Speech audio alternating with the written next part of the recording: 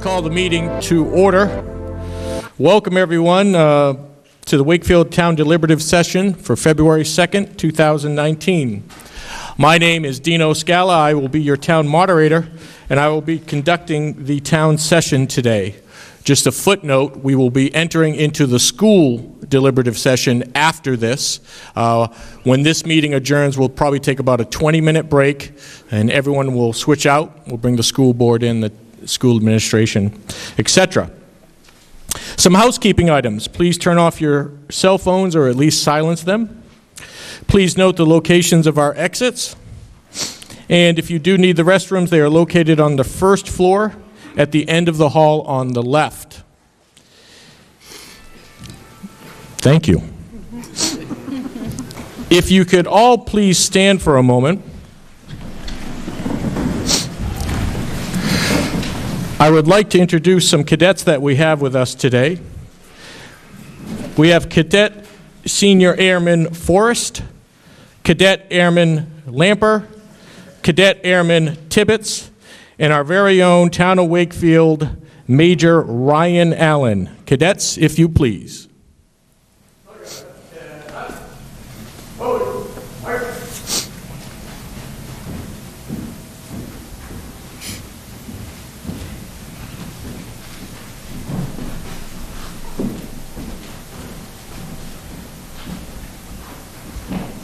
Go guard. Hold. Right face. Left face. Three left. Hold it. I pledge allegiance to the flag of the United States of America and to the republic for which it stands, one nation, under God, indivisible, with liberty and justice for all. Order. Hold it.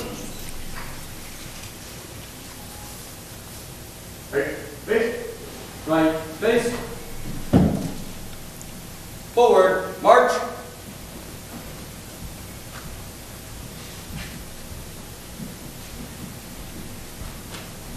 Go guard. Hold. Forward. March.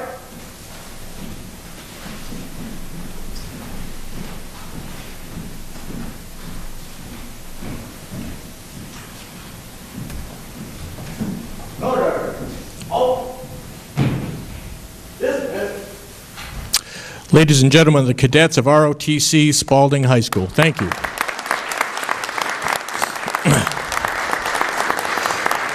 Please remain standing as the invocation will be done by our very own Patriot Pastor, Garrett Lear.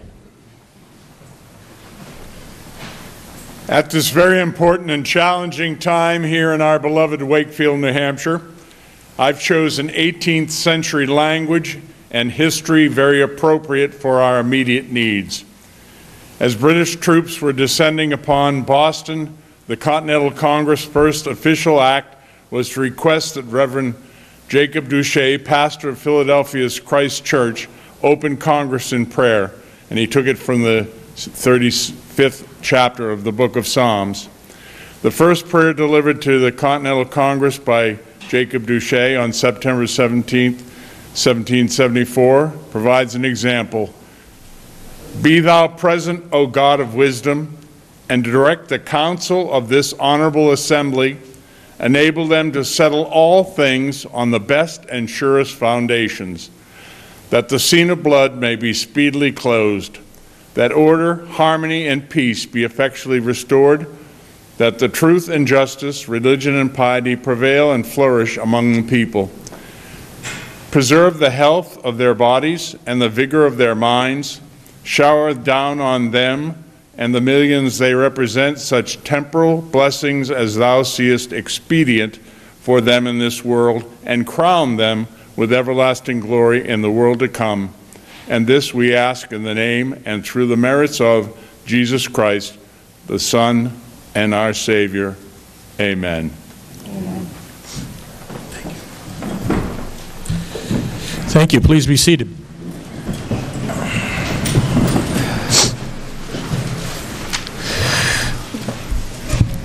First, some introductions. To my left, Town Clerk Valerie Ward. When I read the names of the following people, if you could just raise your hand, you could let the folks know where you're at. We have our Town Administrator, Kelly Collins. Kelly's down here. There she is. And without exception, will be granted the opportunity to speak as she is a non-resident. Next, we have the Chairman of the Board of Selectmen. Do we have him here? No. We do not. Strike that. Next, we have Select Board Member Connie Twombly. We have Select Board Member Dennis Miller. And we're going to take a quick break here for Denny. I would just like to, before I forget, Denny will be no longer serving in any capacity as of March when the election comes, but I did want to just let you know that our town, throughout the history since I've been here, we're really, really blessed when we get some people that come into town that might not have been born or raised here, but they're some people that are fantastic to have on boards and committees. Denny's been doing this for over 20 years on the Budget Committee, trustee of the trust. Someone told me that I think he was a clerk of works for the Connector. When you have people like this that have such great resources and they bring it into our town, we all benefit from it. So he stepped up, became a select person for an interim until March. I understand he's not running again, so if we could just give a round of applause to Denny for serving his town.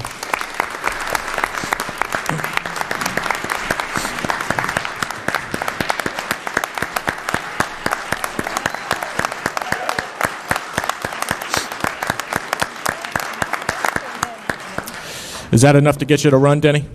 It's not.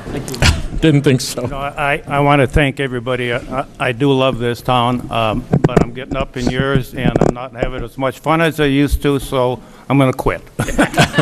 Thanks, everybody.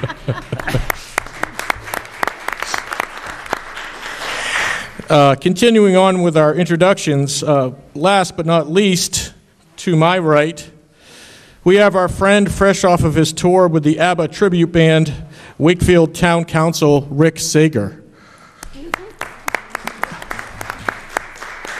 Now I'd like to ask the chairman of the chairman's not here, but can we have her, I'm sorry, can we have you introduce the Budget Committee? Thank you. Okay, way down there is Peter Kasperzik. He's the Water Precinct rep. And then we have, way down there is Peter Kasperzik. He's the rep from the Water Precinct. Then we have James Reinert. Tracy Kolb, the rep from the school board. Dave Mankus. Frank Sapala. Priscilla Colbath. Howie Knight. Elizabeth Connor. And Denny Miller is our rep from the selectmen. Thank you, Priscilla. That is our Budget Committee. Is Steve Royal here? Not here. Okay. Do we have anybody on the, actually, I guess it would be Tom. Would you be willing to speak to any of the articles if they, okay, thank you. Our chairman of the planning board, Tom Doobie, over here to my left. As I mentioned, this is the town of Wakefield's deliberative session, a time we will review the town warrant, which will be voted right here at the town hall on Tuesday, March 12th, 2019. A reminder that the polls open at 8 and they close at 7 p.m. At this point, all registered voters should have your blue voting cards. Val, can you show them what this looks like? Blue voting cards and a yellow yes and no sheet in case there is a secret ballot requested. All non-registered voters, please be seated to my left on the benches. We will be using the rules of order, which would be raise your hand to be recognized, rise and please state your name, at least for the first time you speak.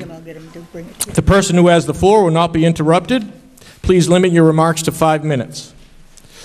Sometimes people have a hard time hearing the speaker. Do we have microphones that can go around? If we need them, we do. Okay. So if you start to speak and someone calls out that they can't hear you, please wait a moment. We'll get a microphone over to you. No one will be allowed to speak a second time until all have had a chance to speak. Please direct your comments to the chair, which is me. We're not going to get into a debate down on the floor. Any request for a secret ballot must be made by 5 or more people and be in writing. When you have that done, just hold it up and walk it over to Valerie. We'll keep it up here for our records. The motion to reconsider must be made immediately following the subject vote. All amendments may be submitted to the chair in writing, and no more than one amendment may be on the floor at a time. At this time, I'd like to recognize Assistant Town Moderator Philip Twombly with the traditional Bill Twombly motion on adjournment. Mr. Moderator, I move that this session of the town warrant be adjourned by 12 noon today, and that no item be taken up before consideration after 11:50 a.m. In the event that all articles in the warrant have not been acted upon, the moderator is authorized to reconvene the session at a date, time, and place which meets the approval of the majority of the voters present. Motion's been made and seconded. Any discussion? Seeing none, all those in favor, please raise your blue card as a test. And all those opposed? All right, motion passes. Thank you. And we'll need that, Phil. Thank you.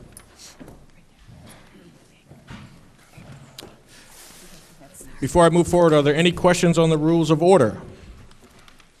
Most of you have been here before, so you know how it works. Articles 2 through 4 are planning board warrants, and unless there are any specific questions for Mr. Doobie, I will move to Article 5. Yes, Mr. Brown.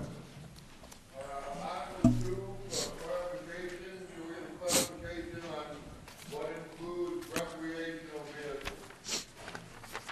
Yes, we can try to do that. Mr. Doobie.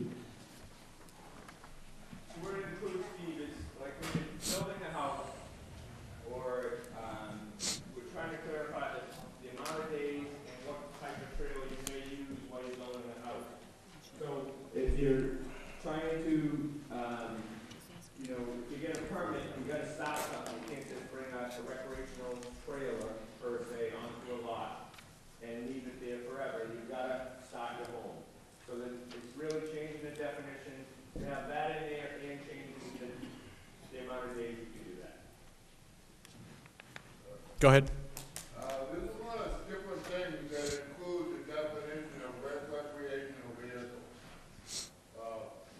Four-wheelers, I don't know whether you could include boats, or, there's a lot. Population in the town basically triples, and a lot of these people, including a lot of the full-time residents, have various multiple recreational vehicles. So using the term recreational vehicles, I see is causing a major problem. I don't know, Russ, if you can answer that. We've had people come in for anything different than like a travel trailer. That's what we hear more of.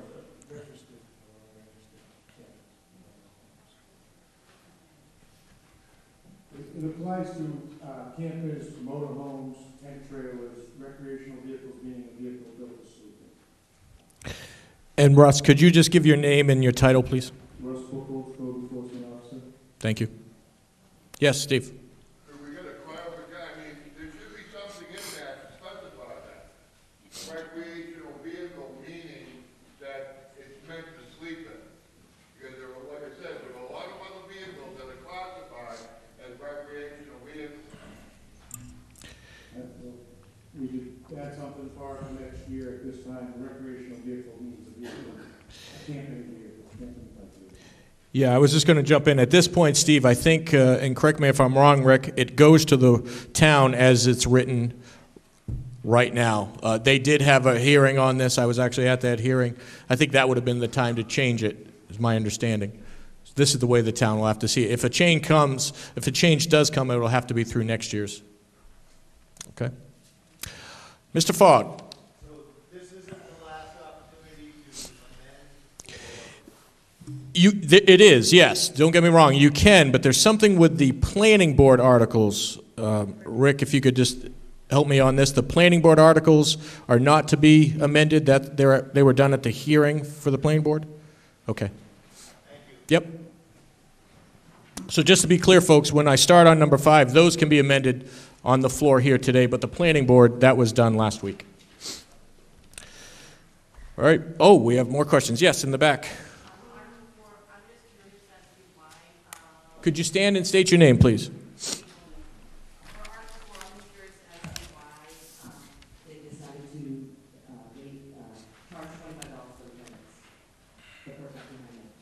Okay, so the question is on Article 4, there's a $25 permit, and we're looking for an answer to why they decided to do that. Chair recognizes Mr. Doobie.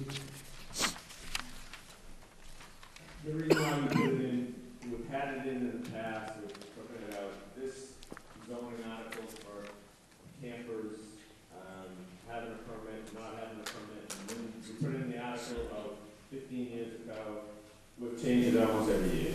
So we have some new rules, and those rules, if people get a permit, they can track how long campers have been on lots and things like that. So does it apply to homeowners then? It doesn't. It only applies to somebody that wants to put a camper on their lot. So in order to put a camper on your lot today, you just got to come in and get a permit for $25. Thank you, Mr. Doobie. Ruth, did you have a question out back? Did you have, Rose, I'm sorry, I'm so sorry, Rose. I was wondering why we weren't publicly notified that we had to be on a planning board meeting to address the planning board issue. It was publicly noticed. I would assume that these hearings were publicly noted on. I haven't watched them all and I haven't seen anything saying that we can only direct the planning board issues at planning board meeting. I know about the meeting, I saw that part, but it wasn't saying that we weren't able to address it here. So I'm concerned that's how it meeting. Okay. Go ahead, Rick. Rick Sager, that's just the process for zoning amendments. They can only be amended at the planning board meeting, and whatever the planning board decides is the final wording goes on the warrant as is, cannot be amended in the deliberative session. So your option is on voting day either to vote it up or down. And Rick, just correct me if I'm wrong, this isn't unique just to our town. Is this a state RSA? Yeah, state law. Well, thank you. Any other questions? Yes, I guess we do. Yes, Mr. Makis. Dave Mankus. Just to clarify, I have a question. The $25 permit does not apply if someone is parking a motorhome in their driveway for storage. It only applies if somebody is living in it? Using it as a private campsite. Using it on the property. on the property. In that zoning, there is rules for the proper way to store it on the lot. They want it stored, voted by the voters, to be stored in a road-ready condition. You can store it there for the entire season. If you decide you want to utilize it for 120 days as a seasonal campsite on that property, then you would come in and apply for it. But if you just have a camper that you go somewhere with and you have it on your property, no permit.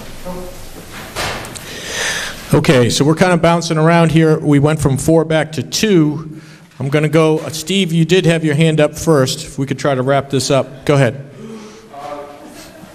This doesn't have anything to do with fishing a tank in your backyard.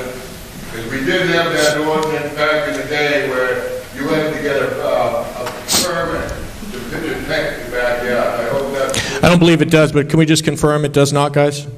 No, it does not. And Mr. Fogg, go ahead. I'm hoping that maybe there's more of these copies or articles and stuff like that in the public. There's a good crowd here, but it seems to be depleted. There's no more informational package. I'm hoping that if you're sitting next to someone you can share. I have 2 extra copies. Someone can take mine, too.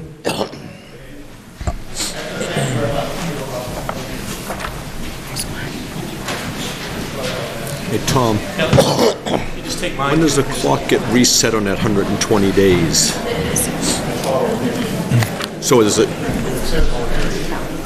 you think it's fair that I ask that? Thank you. Thanks for bringing that up, Ralph. It's rare that we need more copies. That's a good thing.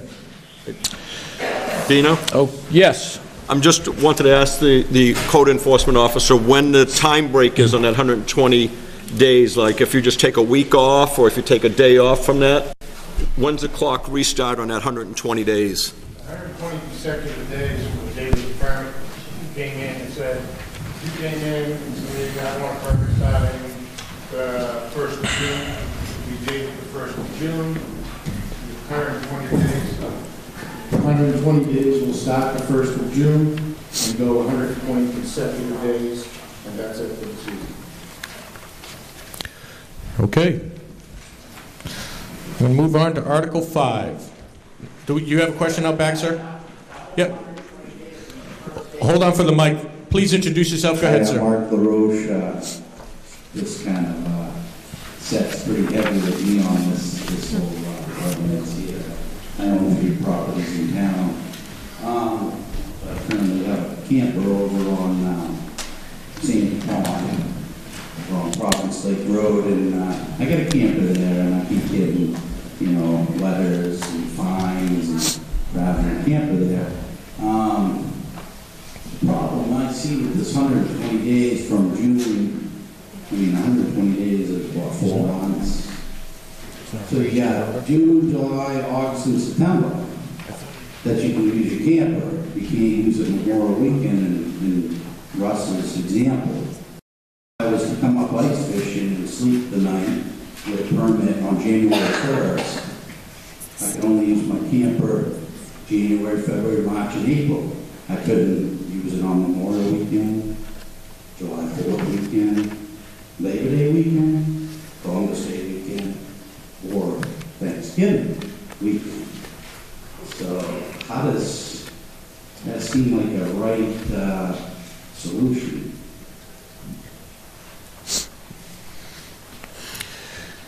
Russ, do you want to maybe just explain why this is being put into effect? It's a state law. It's put into effect because the campers are being utilized as year-round dwellers as well. A camper does not meet the qualifications as a year-round house according to our zoning. It doesn't meet the square footage. It's also being put into effect to make sure that if you have water hooked up to your camper, it will also have a proper septic system, which is all in the state RSA's. We're just trying to get some control. In the process of building a house, there is a procedure to go through where you can live in your camper while you're building a house for 1 year, and the planning board can grant up to a 2-year exception. So we're just trying to get a hold of people living in campers. Campers aren't made to reside in Zone 6. They don't meet the insulation values, they don't meet the snow load values. It's a dangerous situation to have people living in campers. And the town voters have voted on this several times. So they're just trying to clarify it by putting the permit processing fees in place. We have a way to regulate it from when it starts to when it stops. The fees are covered in inspections to make sure that if you are in the camper, and you have water hooked up, you have a proper septic system, and the electric is hooked up properly for the protection of the residents. Okay, thank you. Sir, I got to ask, and I hate to ask this, are you a registered voter, sir? Okay. I understand, sir, but we gotta limit it to the people that can actually vote on March 12th. I apologize for that. I do understand. Unless the body as a whole would vote and let the gentleman speak, I'll be happy to do that. So I'll do what the body would like. Yes, Rose. Okay, so a motion's been made to let your last name, sir? I'm sorry? LaRoche. To let Mr. LaRoche speak at deliberative session. Do we have a second? Where's the second? I need to see it. Thank you. Seconded. It's been made and seconded. So here's what the vote is going to be: to let Mr. LaRoche speak, even though he's a non-resident to the town. He does own 3 properties. All those in favor of letting him speak, please raise your blue card. Okay, and those opposed? That's pretty clear. Could we give him a microphone? You're up, Mr. LaRoche. Thank you. It sounds like you don't want people living in there daily. So, I mean, maybe for next year, we could change the rule to say on a Friday afternoon, you can come in for a permit for the weekend. That way you can control it better that way. And it's, especially when you're charging the a $25 permit fee. I'll come in every holiday weekend, Friday, when I get, you know, time after work or whatever. Come in, get a permit for $25 for the weekend, and then enjoy the weekend, drop off the permit Monday morning. I mean, because right now, the way it's written and explained to the way I understand it, is it's more for people building a home. You don't want people living in there past the time. You want them to build their home so you can tax them on it or whatever. But it doesn't really still apply to a campsite. It's more under the building of a home situation. So is there a question in there, sir? Are you formulating? That's what I'm asking. How does it really apply to someone that camps? A private campsite means weekends. It doesn't mean a seasonal 4-month thing. It's as they so choose. How does that really apply in my situation? To be fair to other, because I see other people in my situation that own property and a camper on their property. How does it apply to them to limit 4 months out of the year that you can use a camper when they're not going to be in there every day for those 120 days? They're only going to use it on select weekends. Okay. So I guess the question is, how can you limit the usage like that? Mr. Kasperzik. I'm just curious as how the code officer explained it as a safety hazard and also an environmental hazard, possibly with the septic and what have you. I'm wondering how the community is assured that it's not being rented out on a weekend as a rental piece of property, which may create a safety hazard for the people renting it, because not everybody's going to be maybe fair about renting out a nice, clean, standardized living place that's fire, you know, for fire protection and everything else. So you may be asking us to vote on something that could endanger the public in my eyes. Thank you. We're going to really try to wrap this up, sir. I know you've had the floor for a while. I just want to go back to the chairman and Russ. Did you have anything else, or you're all set right now? We're okay. So again, by state law, these cannot be amended because they are planning board. And as town council said, we recommend if you're not for it, vote it up or down in that fashion. Okay. Would like to move to Article 5 without objection. Okay. Seeing none, Article 5. To see if the town will vote to raise and appropriate the sum of $50,000 to repave the parking lot of the Public Safety Building located at 2017 Wakefield Road, and further to authorize the use of December 31st, 2018 unassigned fund balance with no amount to be raised from taxes. This special warrant article will be non-lapsing appropriation per RSA 32:7, Roman numeral 6. It will not lapse until the parking lot is paved or December 31st, 2020. The chair recognizes Selectman Miller. Move the article. It's been moved. Second. And seconded. Discussion from the select board. The building was built about, I think, 15, 20 years ago, and the people that, maybe 15, Todd can help me with it. The voters at the time agreed to fund the entire building with a reserve fund balance.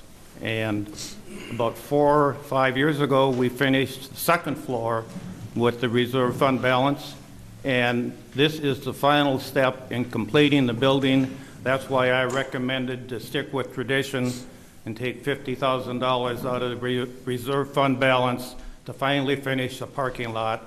And then we can say to the town members, we built the whole thing with reserve fund balance. That's why this is the only article that is not coming out of taxation. We're expecting the voters to approve us taking $50,000 out of the fund balance. Thank you.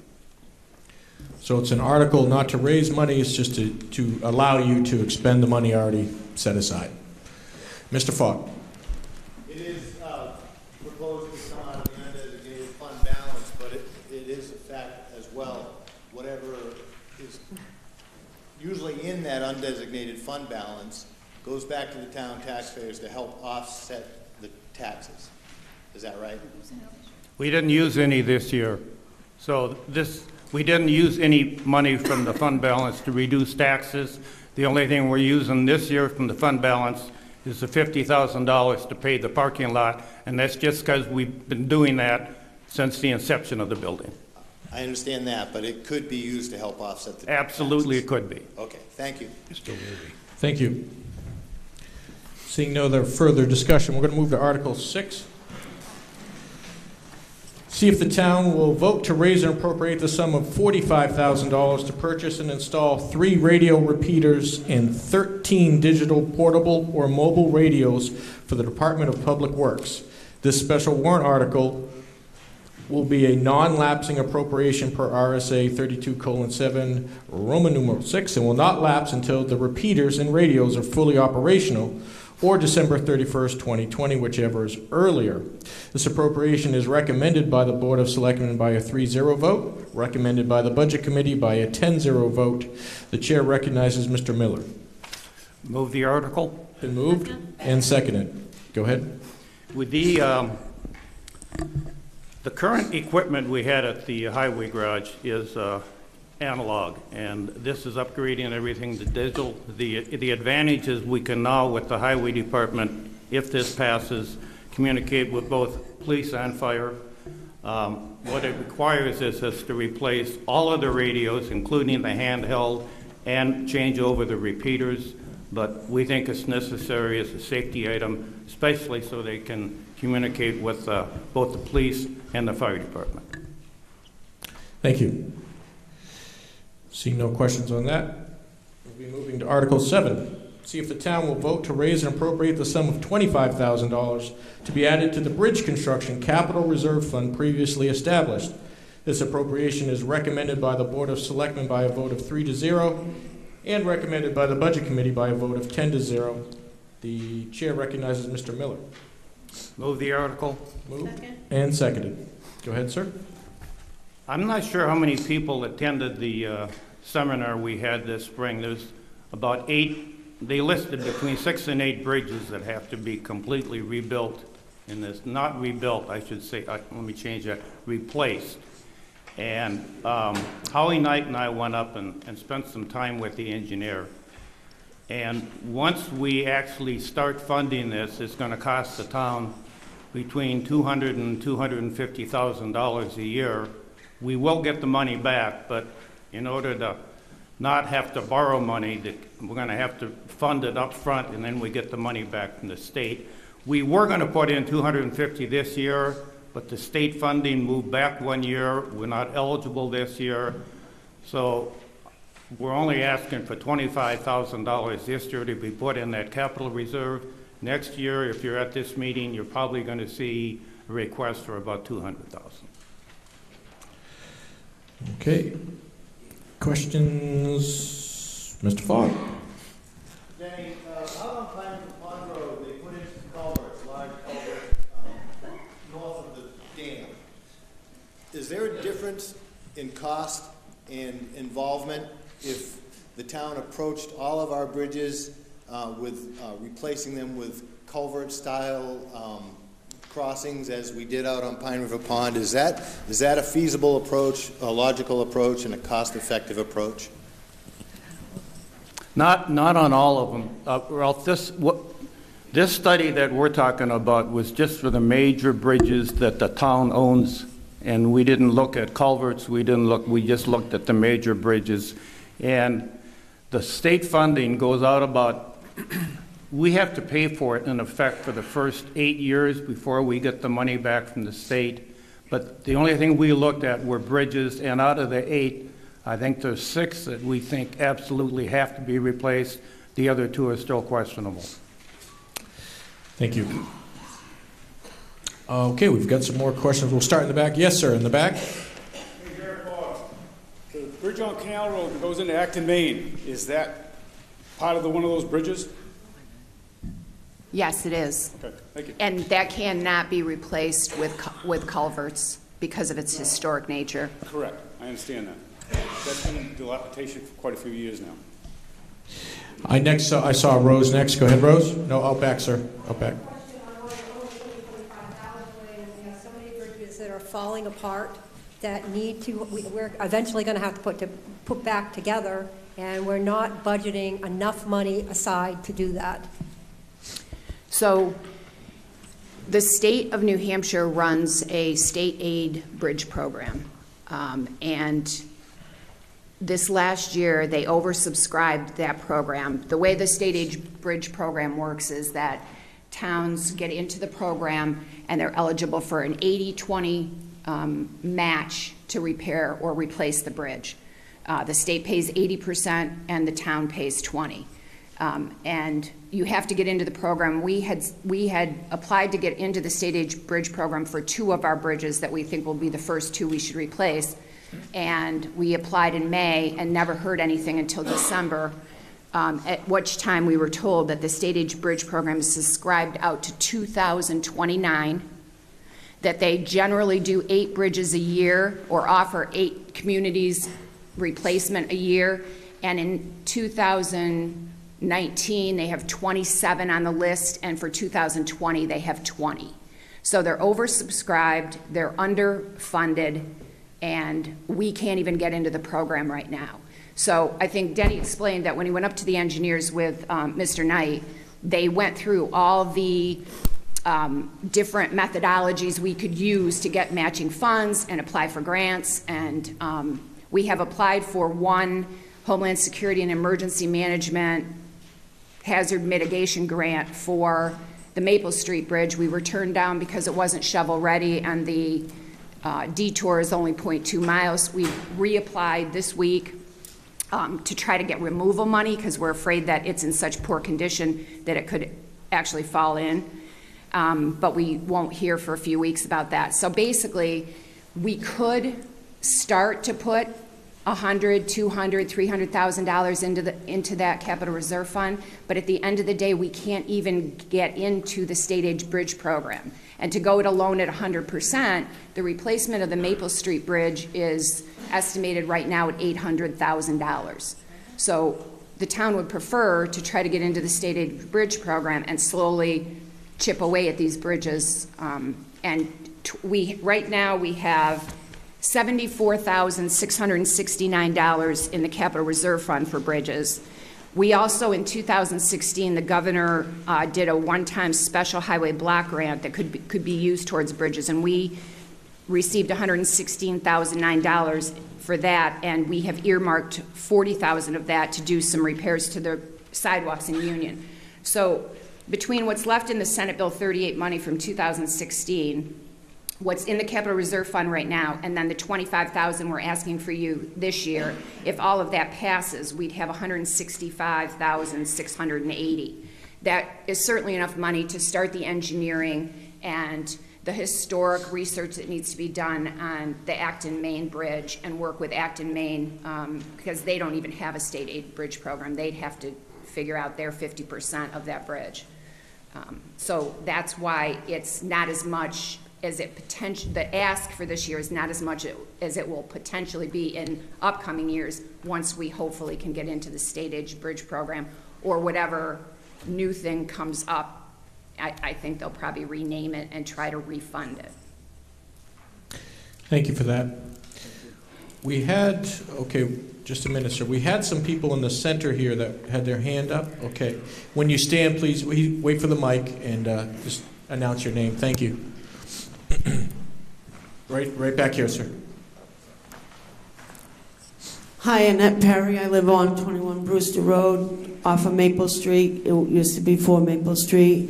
The State Aid Bridge Fund, I called C.R. Wilkie, and the State Aid Bridge Fund is not going to be anywhere to 2030, actually, because they put a hold on the State Bridge Aid Program for the whole state. So any people that are applying for the State Aid Bridge Fund from 2018 has been put on hold till 2030.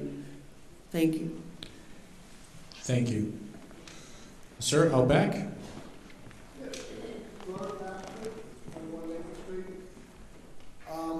Our property is business commercial, and if we want tractor trailers to make a delivery to our loading dock, it's rather difficult with a one-lane road and no turnarounds. when we were told, purchasing the property, that the bridge was going to be replaced or repaired, that we had an estimate for repair a few years ago of $285,000 by the company that removed the bridge, the dam. Nothing was done then, nothing's done now. You're restricting our property, our values, everything.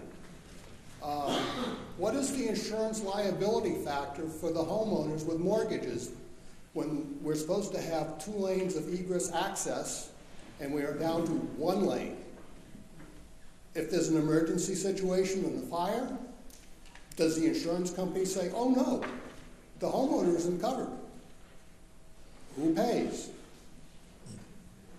All I can do is give you, I wasn't here when the bridge was closed. All I can give you is some historical information. The bridge was damaged in the Mother's Day flood, I believe, of 2006 or 7, and subsequently damaged repeatedly in subsequent floods. The bridge was closed on the advice of DOT and their engineers and their evaluation of the bridge for safety concerns in 2010. Mr. Baxter, I believe you and your wife purchased your property in 2013.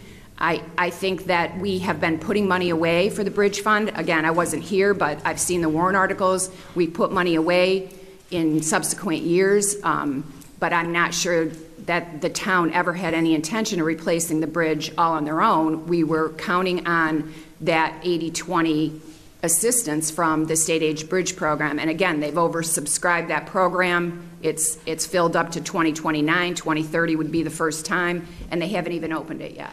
So I totally sympathize with the position you're in, but I'm not sure that anybody in the town could have guaranteed that bridge would be rebuilt. And again, it was closed in 2010, and I believe you purchased in 2013. So I don't know what your homeowner's insurance, frankly, thinks of that. Yes, Rose.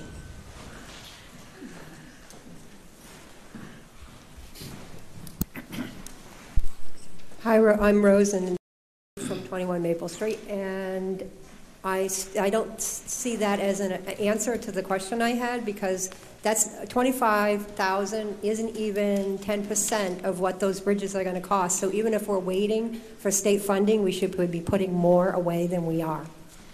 So this body can make a motion to amend that amount to $1 million, and we can try to move forward with replacing the Maple Street Bridge. This is the recommendation by the Budget Committee and by the Board of Selectmen. So it's up to this body to do anything they want to further amend that article. And to ride off of that, just a footnote, that's exactly right. The money amounts on these articles can be changed. Some of the wording can be changed, but it can't interrupt the actual integrity of what the article is trying to do. So that amount could be raised or lowered with this body here, and that's why we're here today. I think I had, hold on, Rose, I'm going to go with you one more time here. Thank you. Annette Perry again. The Maple Street Bridge was damaged in the Mother's Day flood of May of 2006. And it was closed in 2010. And for a few years, the Snowmobile Club was allowed to go on the bridge after it was in 2010 closed. And their groomer, and I know a lot of people snowmobile, so a lot of people are probably going to be mad at me for this, but you don't take a broken bridge and put a 12,000-pound groomer on it when we couldn't even use the bridge. We walked on it once in a while, but then when it got closed, and now let's just call what is down there now, it's not a pedestrian bridge, it's a snowmobile bridge, because we were told if we had the $3 million insurance, we could get the bridge done. But since the Snowmobile Club does, they were allowed that snowmobile bridge. Thank you. Thank you. Rose, out back, please. So can we vote to up the price on this? Because I'm not concerned just with the Maple Street Bridge. There are 3 red-listed bridges in this town that need to be fixed. I think we need to be putting more away. Would you like to make an amendment? Yes. Make a motion? Okay. So very simply, it has to be in writing. Okay, so it has to be in writing. You can get it to us, up to the clerk. I will read it verbatim how you have it. So we're going to give you some time to do that. And we can, yes, Ralph. No, that's only for secret ballots. So anyone can make a motion. She's going to be making a motion on the article. You'll need to have somebody second it and have them sign it as well. I'm sorry? No, you just want to reference Article 7, and you'll be changing the amount.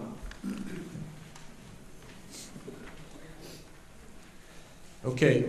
Yeah, oh, I'm sorry. Go ahead. I just want to make sure that I understand. I just want to confirm that I understand this correctly. There are 9 bridges that need to be replaced. How many? We have 7 bridges in town. 1 is closed, 1 is red listed. Okay, but I thought you said earlier it was... At some point, all 7 bridges will either need to be significantly repaired or replaced, and that's what the bridge management plan was all about, is to help us put those in order and determine whether some can just be maintained. We're trying to do a bridge management plan where we don't come to the people every 10 or 20 years and say, oh my God, we need $2 million to replace the bridge. We're going to try to manage them, and the Capital Reserve Fund is for both repairs and our match of replacement potentially. Okay. And the earliest we can get on the 80-20 plan is 2029? 2030. It's 2030. subscribed through 2029. Thank you.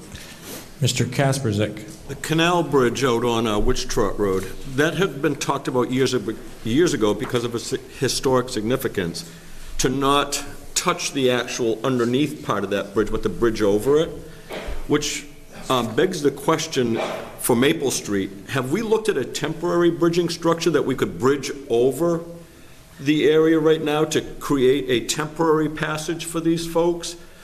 Which would meet state requirements until such time when we can acquire enough money to do a thorough rebuild of the bridge? So I think there's been a lot of discussion about different things we could do for Maple Street Bridge, but the problem is that it's an imminent... No, this is Canal. Oh, Canal Street. No, you're talking about Maple. You're talking about spanning over Maple. I'm talking about the Maple Street, if we could do it like a temporary bridge over. The concern with Maple Street Bridge right now is that it's irreparable. And so it's in danger of falling in. And so if we span over it, we potentially will spend the money to span over it and then need $400,000 to remove it if it falls into the river, which means taking the span over it down so that we can remove the pieces that have fallen in. So I think we don't... I think right now, philosophically, the current board just didn't want to put good money after bad. We want, whatever we do, we want to take it step by step and do it properly. And if the first step is to remove it, we have a quote. So our original grant was to replace it. That grant proposal from the engineers was $790,000, and we would have been responsible for 20%. Since that is not panning out and we're trying to get this grant, we've reworked that grant to just remove it, and the price for removal is $400,000.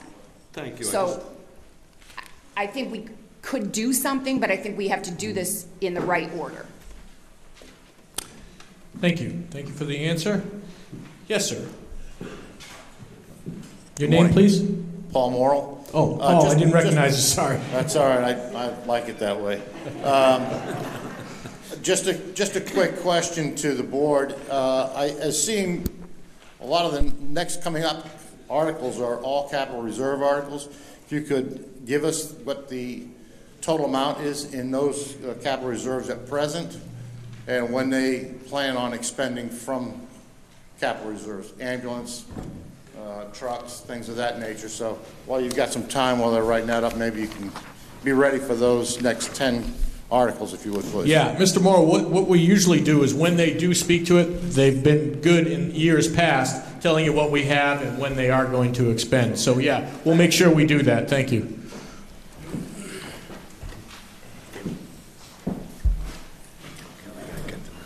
Okay, this is an amendment to Article 7. It's been made and it's been signed and seconded. The amendment reads as follows: to amend Article 7 to see if the... if the town will vote to raise and appropriate the sum of $75,000 to be added to the Bridge Construction Capital Reserve Fund previously established.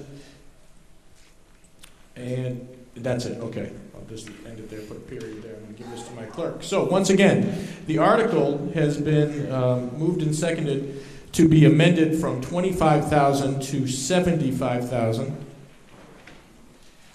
This will be a blue card vote. I'm going to be asking for the yeas first. So all those in favor of amending from $25,000 to $75,000 for the Capital Reserve Fund for the bridges, please raise your blue card. Okay.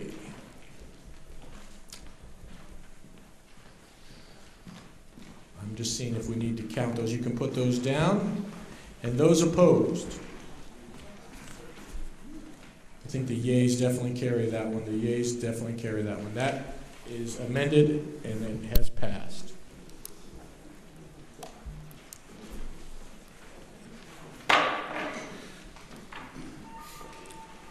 Wow. Good timing. Doing my best Clint Eastwood. I'm going to move to Article 8. Okay. Article 8, to see if the town will vote and raise and appropriate the sum of $40,000 to be added to the Ambulance Capital Reserve Fund previously established. This appropriation is recommended by the Board of Selectmen by a vote of 3-0, recommended by the Budget Committee by a vote of 10-0. The chair recognizes Ms. Twombly. Mr. Moderator, I move Article 8. Been moved and seconded. The December 31st, 2018 CRF balance is $85,451.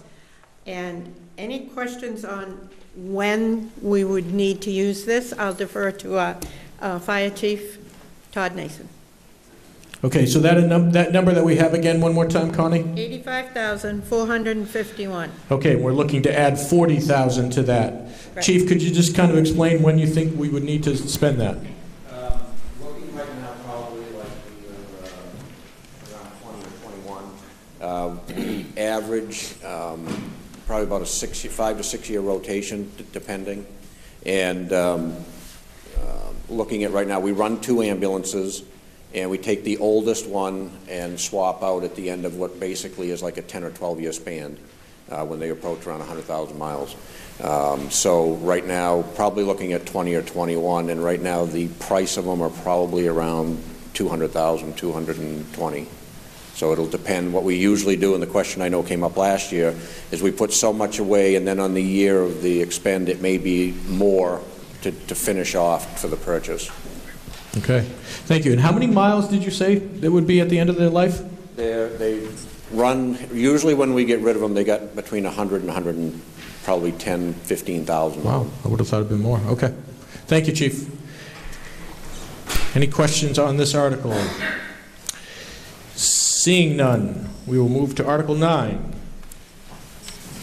To see if the town will vote to raise and appropriate the sum of $75,000 to be added to the fire truck capital reserve previously established. This appropriation is recommended by the Board of Selectmen 3-0, recommended by the Budget Committee by a 10-0 vote. The chair recognizes Ms. Twombly. Mr. Moderator, I move Article 9. Moved? Second. And seconded. Discussion? The December 31st, 2018 CRF balance is $223,494. And I'll defer to Chief Nathan on the expense of a fire truck. Yep, same thing on this. Go ahead, Chief. We have about 10 vehicles in rotation. The one that's up next is the rescue, which we have the Jaws of Life, our Cascade system for breathing air, airbags, all the rescue tools that responds to almost every call we have, aside from ambulance calls. And this truck was purchased in, I believe, 2000 or 2001. And it's international and starting to have frame issues with it. And the costs we're getting in right now are somewhere between around $450,000 to $470,000 for replacement. And it's pretty much replacing in kind what we have. And at this point, we're looking to see if we can, same thing, get to around 20 or 21 And that would put it at about 20 years old on replacement. Okay. And to be clear, this is a rescue vehicle, not an actual fire truck? It is a fire. No, it is a fire It doesn't carry water and it doesn't have a pump, but it's basically the department's toolbox. Everything that can't fit on the fire trucks themselves are on this rescue truck. They see it at, you guys I'm sure see it at automobile accidents, house fires. It has lighting on it. So basically that's what it is. Okay. Thank you for that, Chief. Seeing no further discussion, we're moving to Article 10. See if the town will vote to raise and appropriate the sum of $75,000 to be added to the Capital Reserve Fund for the Heavy Highway Equipment Capital Reserve Fund previously established. This appropriation is recommended by the Board of Selectmen by a 3-0 vote and recommended by the Budget Committee by a 9-1 vote. Chair recognizes Mrs. Twombly. Mr. Moderator, I move Article 10. Moved. Second. And seconded. The December 31st, 2018 CRF balance is $2,688. Is Brock here? I would defer to Brock to explain what the next things we need.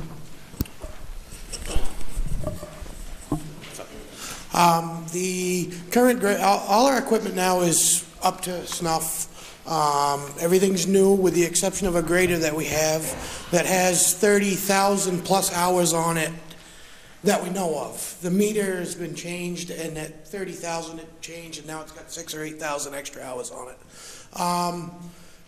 The 75,000 that we put away, I would expect to try to replace this within the next 3 years or so. An average replacement costs about $220,000, give or take. So this is pretty much the last piece of the puzzle, and the department is good to go for many years after this. Okay. Thank you, sir. Yes, Connie. This was recommended by the CIP committee. Okay. Capital improvements. Mr. Blackwood, I don't think you'll need a microphone, sir. Go ahead. I'll tell you a little history on that grader. Town of Wakefield has never bought a new grader. We had back in the 60s, we had a 10-man auction in Western. Got rid of that, bought a galleon from on Nashua with a new turntable. Had that for a while. We picked up a John Deere all-wheel drive. We're not going to take a microphone. Yep. Oh, you're getting soft, Johnny. You need a mic. And the one we've got now came from the state. A little higher, Johnny. A little higher. Thank you. That better? Yep. Okay. Get this one from the state auction, and there was 4 of them over there, and we had our pick. So we went over, looked them all over, and I was selectman at the time. And we paid $18,000 for this grader. The old one we sold for $10,000. So we bought this grader for $8,000.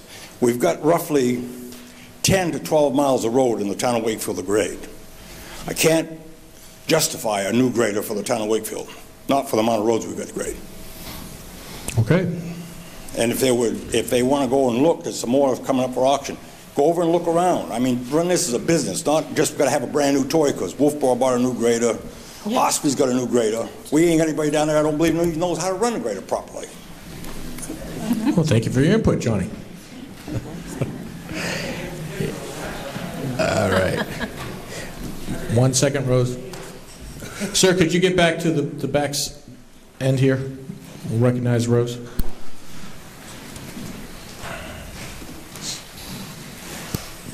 We just purchased new trucks for the highway department. I'm wondering if we could actually put this down to maybe a lower, I hate to be the one to have to write this out, but can we vote on lowering this a little? We can. You just went through the process. That's how we have to do it. So if you want to do it, you can do it. Are you doing it, Rose? You are. Okay. All right. Rick? Yep. She wants to lower it. That's going to be on... Yes, right.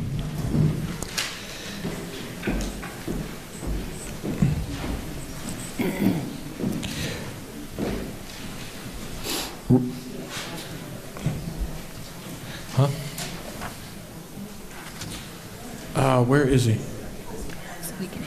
I can't see him. Oh, I see him. Okay. Sir, Brock, did you want to address anything? You're good? Okay. I just don't know if I can move on to Article 11 to read it. I'll take Mr. Duffy.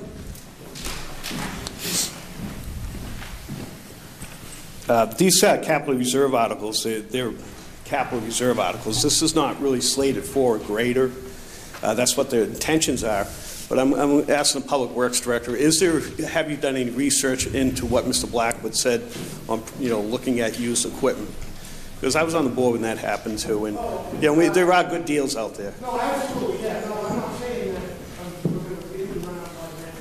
We need to have money in that one. There is other options up there. And that's definitely something to the guys. Myself, I didn't put the 75,000 in. It was actually put in by I believe it was by the budget committee. That wasn't, so I was going to wait till next year to start the fund, but I think right now we're in a good position where we can go.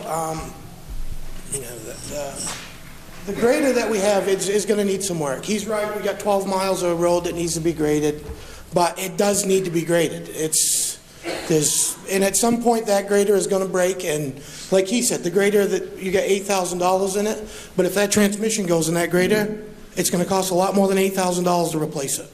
So we got to start looking into the future as far as replacing the graders. My question was, you're not just looking at graders. No, exactly. When it comes time to actually purchase it, I will look in other directions also. Could you live with a lower number? I think 75 is a fair number. Well, gentlemen, we do have an amendment for a lower number, and we're going to address that right now. The amendment is to move to reduce the amount of Article 10 from $75,000 to $50,000. It has been moved and seconded both in writing. So once again, Article 10, we've had the discussion about it. We're going to be taking it, if this passes, from $75,000 to $50,000.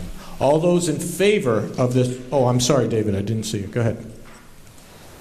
I've been a member of the board of the trustees of the trust funds for a number of years.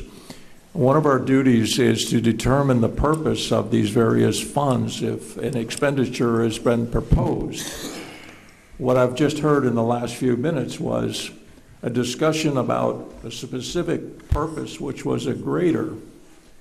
And this discussion in the minutes becomes part of the evidence that the trustees use if we are going to approve or disapprove that purchase. But what I just heard was a rollback of that. When Mr. Duffy's discussion came in, if being here, I'll remember that this is actually a warrant article for highway equipment. And the discussion turned to the point of, well, maybe they'll look at Mr. Blackwood's suggestion, maybe they'll lease one or fix one or buy one at an auction. So as a trustee of the trust funds, I now have the opinion that this is simply money going into a highway equipment fund. And what it's going to be expended for has not been determined. So it's still an open question. And this is the thing that the trustees have to determine. A few years ago, we had a discussion about fire trucks. And then there was the time the highway department wanted a chipper. So when you say equipment, it opens it up for lease, rental, purchase, auction, repair, whatever. So my interpretation at this point would be that this article simply adds money to the general fund for highway equipment, whatever they determine in the future. Okay, yes, Cindy. Could you stand, please? Ms. Carter, could you just give us that balance again in that fund? I thought it was pretty low, but Mrs. Twombly will give you the balance. $2,688. Thank you. So it has been moved and seconded to amend this Article 10 from $75,000 to $50,000. General discussion has been it's going to be for the highway fund, not specifically for a grader. We're going to take a vote with the blue cards. All those in favor of this amendment, bringing it to $50,000, please raise your cards. Okay, thank you. And those opposed? That article is defeated. Moving to Article 11. See if the town will vote to raise and appropriate the sum of $75,000 to be added to the transfer station heavy equipment capital reserve fund previously established. This appropriation is recommended by the Board of Selectmen by a vote of 3-0, recommended by the Budget Committee by a vote of 10-0. The chair recognizes Mr. Miller. Move the article. Moved. Second. And seconded. Mr. Miller. The current balance, this reserve balance, 28,300.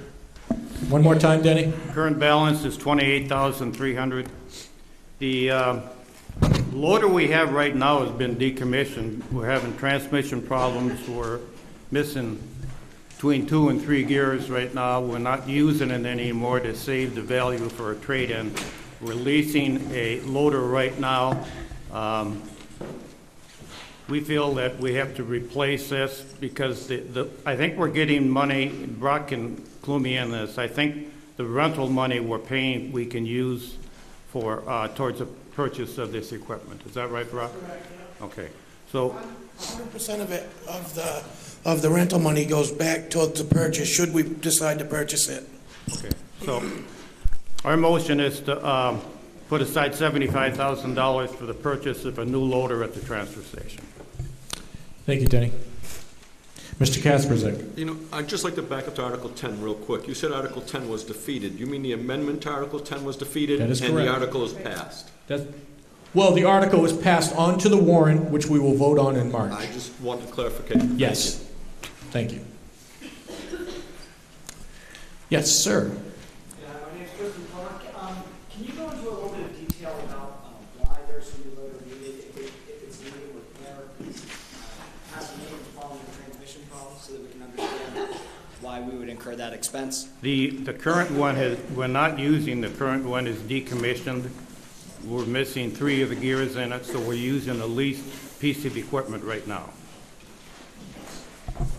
So the loader at the transfer station is used for everything to pick up the construction and demolition debris and put it into containers, to move containers around. And so we have a loader at the highway department that is used for highway operations, and then we have one at the transfer station. Again, the one at the transfer station has 4 gears. It was down 2, now it's down 3. And to preserve the trade-in value of it, we've short-term rented one. So the replacement cost for a loader is approximately $125,000. If we can get $12,000 or $13,000 for the trade-in, as long as it still has a gear left, which is why we decommissioned it. We have been. Brock made an awesome deal to short-term rent one for 3 or 4 months, and they have agreed to give us 100% of the rent. So we're paying $4,000 a month to rent it, but we can put 100% of that rental cost against it as well, up to $16,000, 4 months worth. So if you take the 125, you minus out $12K for a trade-in and 16 for the rental, that leaves us 97,000. We have 28 in the fund, and then we're asking you to raise 75. We would have about 6,000 left over and could replace that loader and get rid of the 1 gear loader that we have. Thank you. Thank you for that answer. Is that a hand, Ralph? That's a hand. Okay, Ralph Fogg. He doesn't need a microphone, sir. He'll be fine. I've noticed years past where equipment comes out of service to the town, and instead of using it as a trade-in, it gets sold privately. It gets sold by the town for a much less cost of its true value.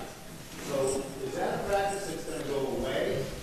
And is it for the Board of Selectmen to guarantee the taxpayers that the old equipment coming out of service will indeed, or in fact, be used towards a trade-in and not sold, to the highest bidder? Quite often, the highest bidder is 20% of trade-in value. Okay. Ralph, first of all, I don't know if the selectmen can guarantee you anything.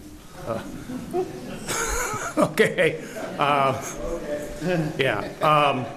We think we got a good value. as a trade-in, you know, if we were disappointed with the amount that Brock was quoted on a trade-in, then we try to sell it to a private party. But we were satisfied with the amount that we heard for a trade-in. I mean, I don't know how many people would buy a used grader when you're supposed to have 4 gears and you're down to 1. So, you know, it's kind of in rough shape, and if we can find somebody willing to take it, we're pretty happy about it. Okay. Thank you. I'd just like to add too that, like, for the trucks that we bought last year, the 10-wheel trucks, they would not give us a trade-in value. So we consider ourselves pretty lucky that I think we got $5,600 or $5,800 for one of those.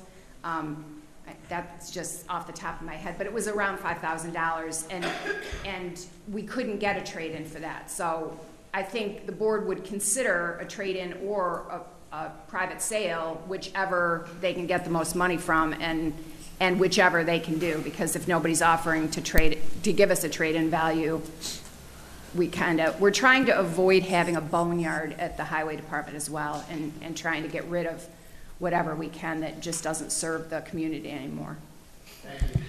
Thank you. Okay, seeing no other discussion, moving to Article 12. See if the town will vote to raise and appropriate the sum of $30,000 to be added to the Invasive Species Expendable Trust Fund previously established.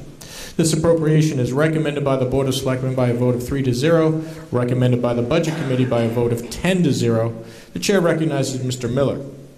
Move the article. It's been moved and seconded. Thank you. For the historians in here, I kind of like this article. I recommended it. I should say I sponsored it with when I was on the Conservation Commission to Paul Morrill. Must be 20 years ago.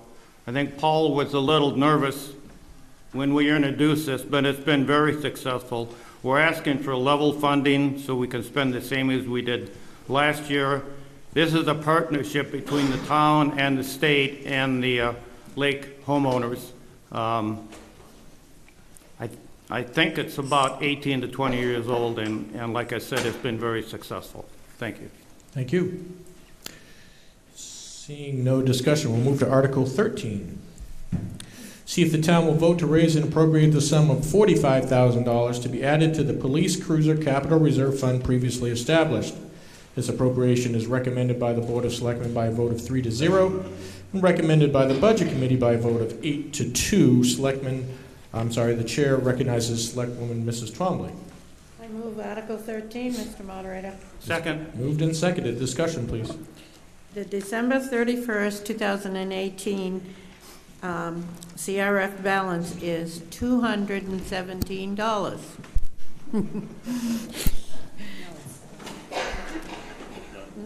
Oops, sorry. 723. We got more money than we thought there. I was reading the one next to it. Any questions on this? The chief is here to answer any questions you might have. This is a pretty standard article, but if you have any questions, the chief is here. We do have a question. Mr. Edwards. Could you stand for me, Charlie? Thank you. Stand up. In years past, it's always been around 30,000. Just kind of curious, what was the extra 15,000? Is the car's gone up, or what are we putting in it? It's actually crept up a little bit each year. It's obviously the increased cost of cruisers. However, this year's cruiser, we could not purchase a 2019 cruiser. We buy Fords. They skipped us automatically to the 2020s. They are converting a lot of those to a hybrid type vehicle. Additionally, if you've noticed, we run far less sedan type vehicles, and we've converted to the SUV style body. When we do that, because when we change over a cruiser, we just take the equipment out of one and put it into the new one. But we've got one sedan left that we're replacing. The cage that's in that separates the front from the rear, that whole apparatus usually runs around between $4,000 and $6,000. So we've got to replace that in the new cruiser. So that's the increased cost up to the $45,000. Thank you, Chief. Charlie, we have been spending about $42,000 to $43,000 a year for the last 3 years. So your $30,000 number is in the past. It's been quite a bit higher than that lately. Thank you, Denny. That's Article 13. We're going to move to Article 14.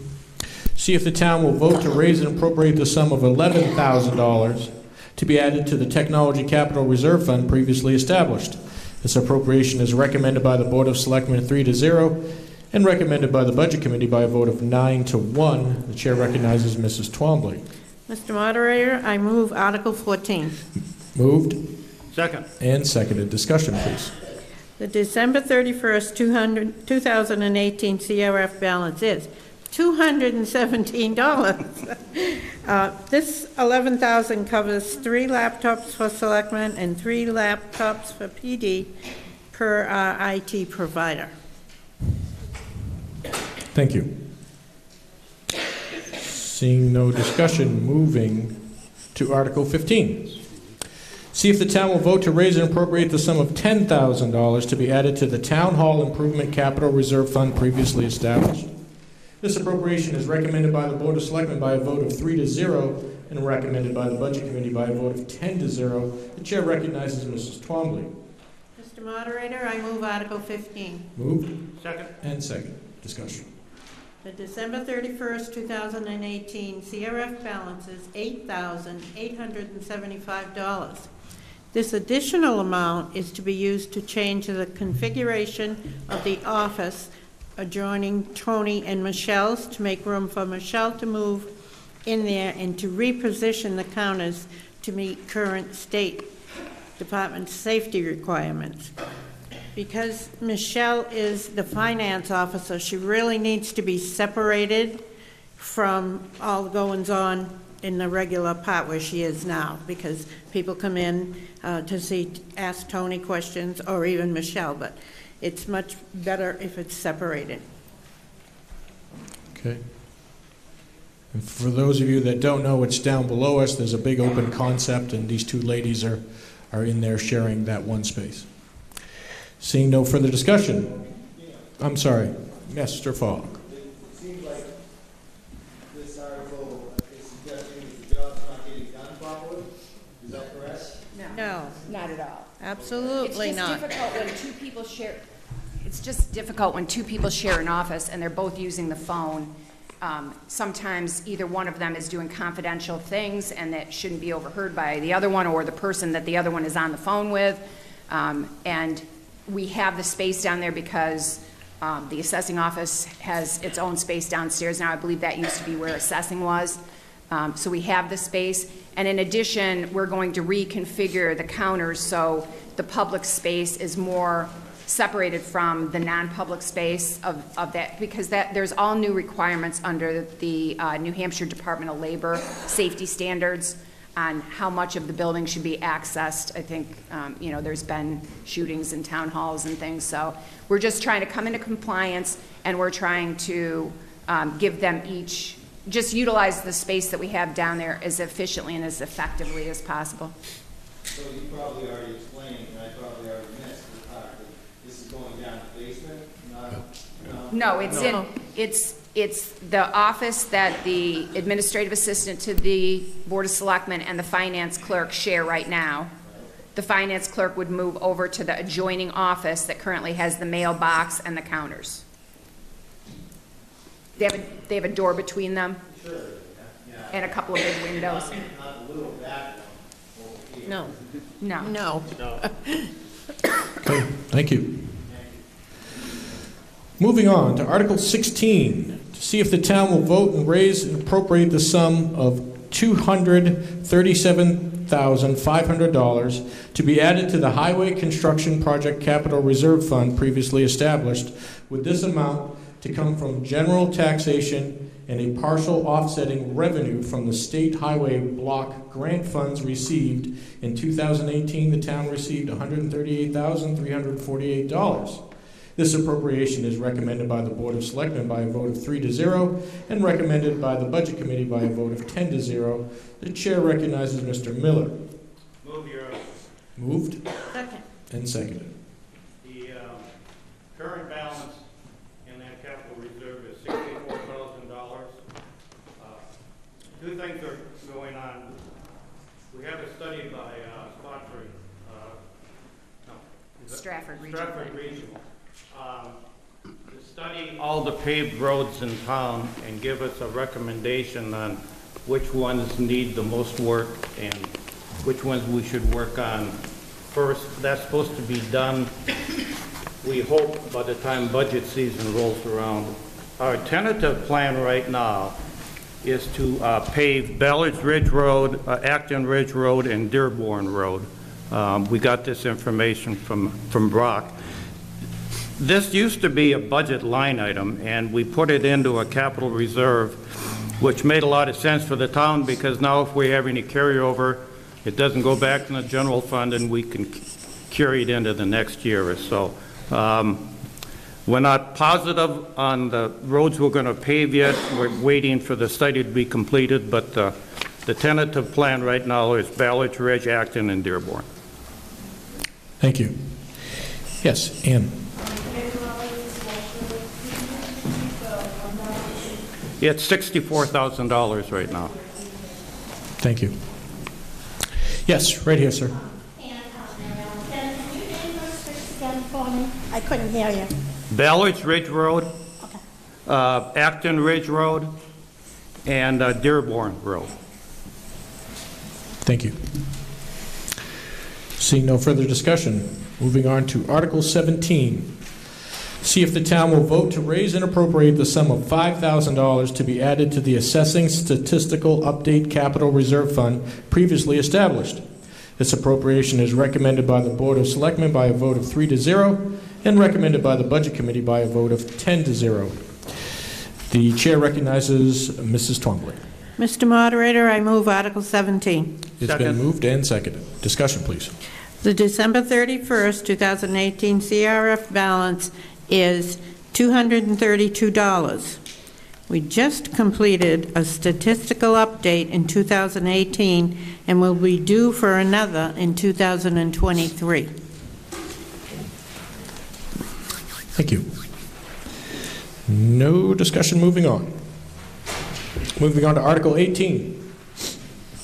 To see if the town will vote to raise and appropriate the sum of $5,000 to be added to the Greater Wakefield Resource Center Building Capital Reserve Fund previously established. This appropriation is recommended by the Board of Selectmen by a vote of 3-0 and recommended by the Budget Committee by a vote of 10-0. The chair recognizes Mrs. Twombly. Mr. Moderator, I move Article 18. Second. Moved and seconded. Discussion, please. The December 31st, 2018 CRF balance is $9,723.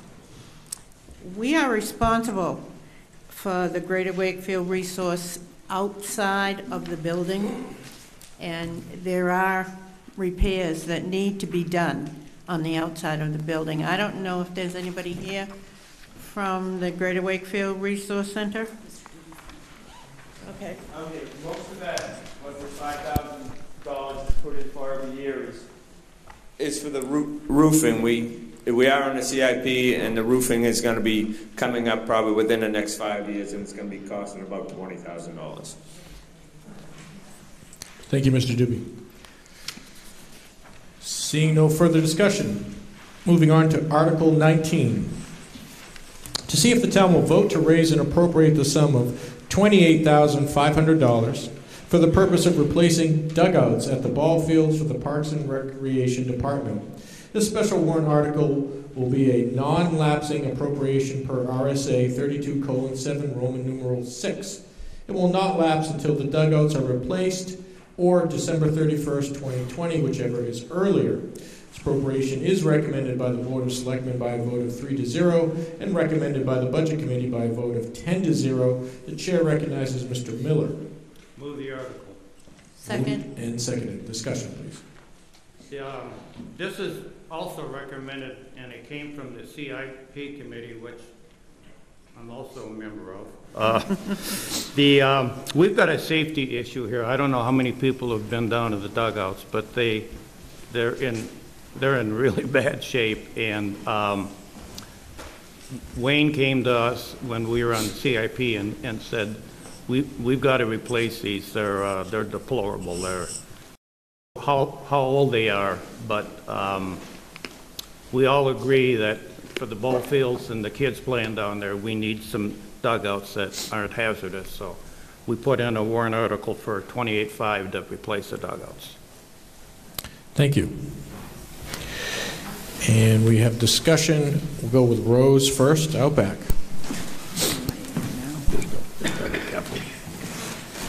I'm not going to be very popular right now, but I love the kids and I know that they need a ball field, but right now we have infrastructures that are falling apart in this town, and our budget is increasing terribly this year. I don't think this is the year to be putting in dugouts. Thank you for your opinion. Mr. Fogg, did you have something? Yeah, I was just curious, when the gates are open, so we go in and look at, go in and actually observe the dugouts. I guess it's probably, the gates will probably open up and some of those off the ground, probably. I don't think we have. Yes, or you can make arrangements. I'm sure if you contact Mr. Robinson, he'd be happy to take you down there. I know he's down there periodically, and I think you could probably access it even through maybe the highway department. But I don't think we really maintain the road in there very well, so you might want to just check with Wayne. Thank you. Yep. Hold on one second. There you go. Go ahead. Yep. Hi, is there any way that the Parks and Rec could call the Fisher Cats, the Red Sox, and ask for some help with the dugouts? Because if no one wants to make those calls, I would be more than happy to. I know that, Wakefield is a big sports, go Panthers. My nephew puts on the Panthers.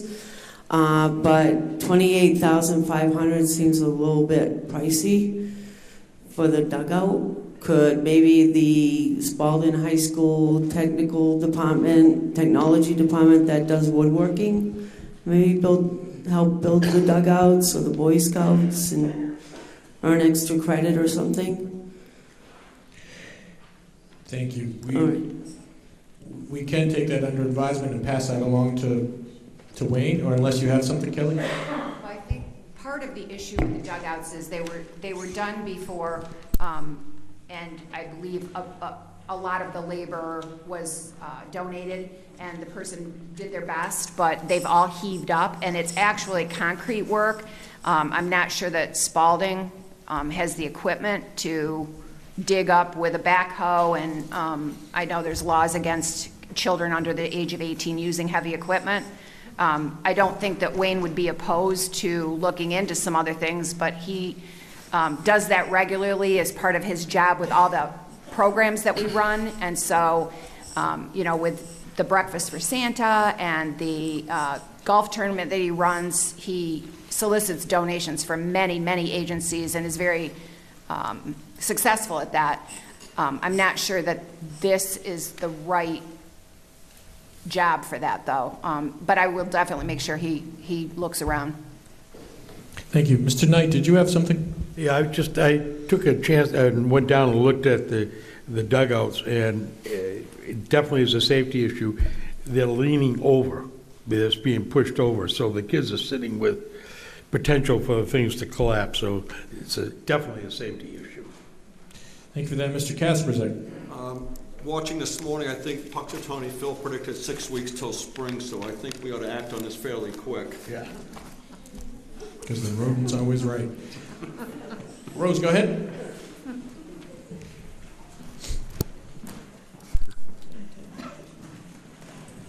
Can we possibly take them out and then maybe have a fundraiser or something? I'm just concerned that we're putting a lot on our plates right now with other things that are more important to the town.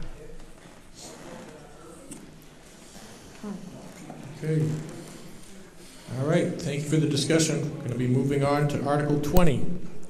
See if the town will vote to raise and appropriate the sum of $5,000 to be added to the Cemetery Maintenance Capital Reserve Fund previously established. This appropriation is recommended by the Board of Selectmen by a 3-0 vote, and recommended by the Budget Committee on a 9-0 vote. The Chair recognizes Mr. Miller.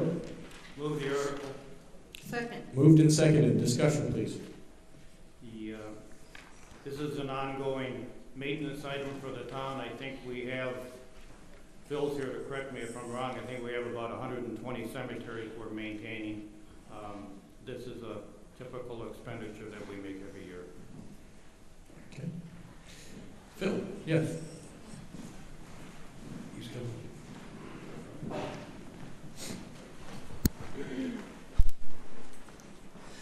Last summer, we noticed that there was a cemetery that we maintain on a regular basis on 153 up in Wakefield Village going to Province Lake. The granite stone was falling down, falling in almost into the road. Well, not into the road, but it was falling to the roadside. So we hired a contractor and we paid $4,000 to get that wall fixed. So this is a fund that we'd like to keep up to date and replenish that money. Yeah. Yes. Sandy Johnson, how much is in the fund currently? $12,213. $12,213. No, that's the other one. 4618. That's Article 20. No, you got that's what the other one's a sales. Oh. He's a trustee. Sorry. I take how he's 4618. David? Phil, my question would be, that fund could be used for any of the cemeteries in Wakefield? Yeah. Not specific to any cemetery. Yep. Thank you. And to clarify, I mention this every year. Phil, how many cemeteries again? We have currently 125 that we know of. Yeah. So, We maintain on a permanent, we maintain 40 cemeteries on a 40 cemeteries that we maintain on a regular basis. The others are not maintained because some of them are adopted and some of them there has no money, perpetual care money to take care of the cemeteries. So, well, thank you.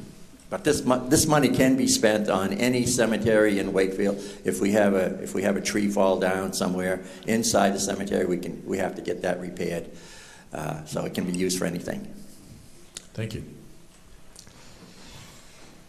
Seeing no further discussion, actually, sir, could you come back for the microphone? We're going to recognize Mr. Twombly again. Mr. Twombly has something for us. Yeah, right here. Okay.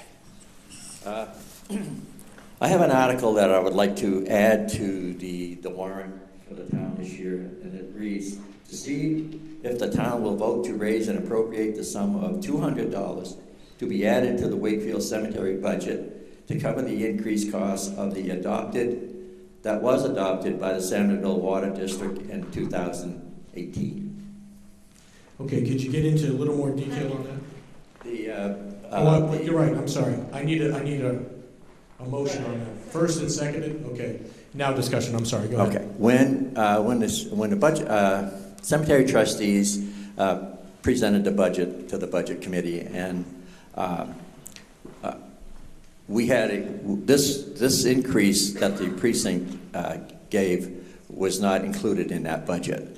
So we're a little short of paying the water that we used on the Level Lake Cemetery for this year, 2019. So this will cover the increased cost. Thank you. Do you have that in writing, Phil? Yes. Yep, okay.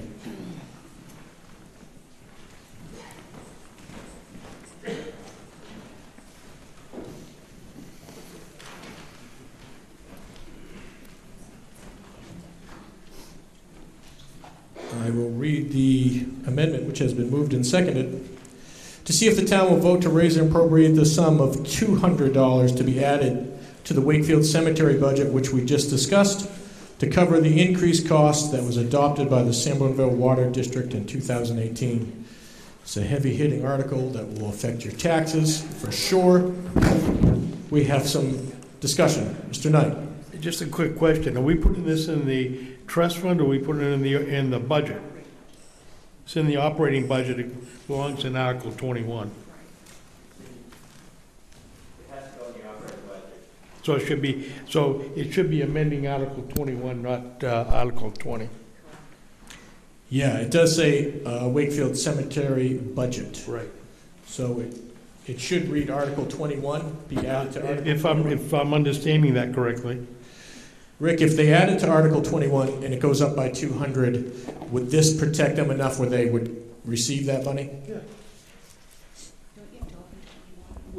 Yeah, I don't think we're at 21 yet. I think we're still not. at Article 20. So it sounds like your amendment is supposed to be to Article 21? Correct. To amend the general budget? Yes. Okay, so I think it will be appropriate in just a second to amend Article 21. Okay, and my question is, I was the one that asked him to go at this point. Howie, correct me if I'm wrong, it doesn't work if we put the money into Article 20? No, that's mostly for, emergency maintenance type issues like the wall falling down, trees coming down. But the water bill is a normal bill that belongs in the budget. So therefore it belongs in Article 21. Okay. Okay.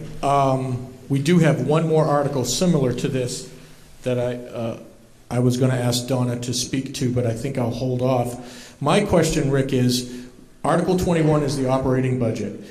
If we vote on that next and then we continue on, we still have 1, 2, 3 more articles that are, how come this one's not at the end? It usually is at the very end. Sometimes, but it's located in a place where it's not going to be affected by the remaining articles regardless. Okay. That's my fault. I put all the money articles first and the non-money articles at the end. The rest are non-money? Yes. Okay, my apologies. Well, except for the petition article, which always goes at the end. Right, right. Okay. Okay, so where's Donna at? Donna, I'm going to do Article 21, and then we'll bring Phil and you back into it, okay? Okay, folks, we're going to move on to Article 21. To see if the town will vote to raise and appropriate as an operating budget, not including appropriations by special warrant articles and other appropriations voted separately, the amount set forth on the budget posted with the warrant or as amended by the vote of the first session, for the purpose set forth herein totaling $5,513,276. Should this article be defeated, the default budget shall be $4,997,810, which is the same as last year, with certain adjustments required by previous action of the town or by law, or the governing body may hold one special meeting in accordance with RSA 40:13, Roman numeral 10 and 6, to take up the issue of a revised operating budget only. Appropriation is recommended by the Board of Selectmen by a vote of 3-0 and recommended by the Budget Committee by a vote of 10-0. The Chair recognizes Mrs. Twombly. Mr. Moderator, I move Article 21. Moved? Second. And seconded. Discussion. This, just as a reminder, this is the gross budget and does not reflect any offsetting revenue. This is the gross budget. Okay. Mr. Fogg. If this article should fail and the default budget is adopted, are the items, line items in that operating budget under the default, are they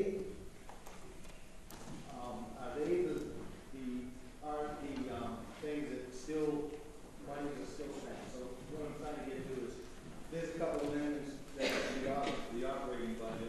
If the default budget prevails, will that default budget reflect what the voters have voted on in the past and the money to be spent in those appropriated places? Or will there be budgets adjusted so that some things are covered and some things are neglected?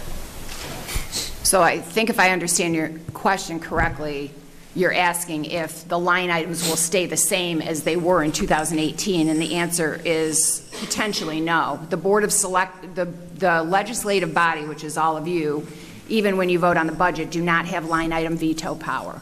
So if the board has something, the electric bill goes up 5%, we can't pay Eversource what was in the 2018 budget, or they'll shut off our lights. So the Board of Selectmen will have to make tough choices about moving money within that default budget to continue to pay the fixed expenses, but they're also able to pay other voluntary expenses too and move money around as they see fit.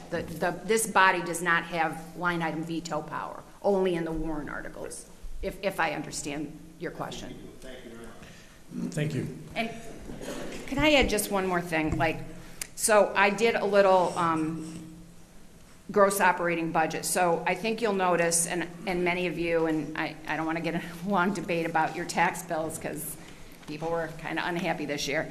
But the operating budget, the gross operating budget is up 8.67%. The default budget is up 5.35%. And part of the reason for that is this body should remember last year you voted to add 3 additional full-time firefighters and go from 12-hour coverage to 24-hour coverage. So this covers that for a full 12 months. Last year you only approved it for 8 months because we couldn't start it until after the budget passed. In addition, the amount raised for taxes has gone up. We are getting more motor vehicle regs. We're getting better return on our investments. Our interest on our bank accounts went from about $6,000 or $8,000 to $25,000. So we've realized some additional revenue. So the amount to be raised by, even though the gross budget is up 8.67%, the amount to be raised by taxes is up about 1.46%. And if you take the fact that if all these warrant articles passed, and that doesn't include the petition warrant article or any changes you've made today, the warrant articles were actually down 1.25%. So at the end of the day, the warrant articles are considerably less than the operating budget. So you're looking at about a 1.3% increase in the amount to be raised by taxes, which is roughly about 4 cents on your tax rate. So, and that's just because the town's tax rate is $3.08. It's only 27% of the total tax bill. So it would be about, if everything passed, exclusive of the petition warrant article and the changes you've made today, it would be about 4 cents increase. Thank you for that breakdown. Any questions on that breakdown? All right. Seeing none, we're going to move, we're going to get back to Phil. We're past Article 21. So this is how it's going to go before the town. Phil, with your permission, I'm going to reread it, but I've changed it to Article 21. So Donna, yours will have to reflect Article 21 as well, okay, to increase the budget of Article 21.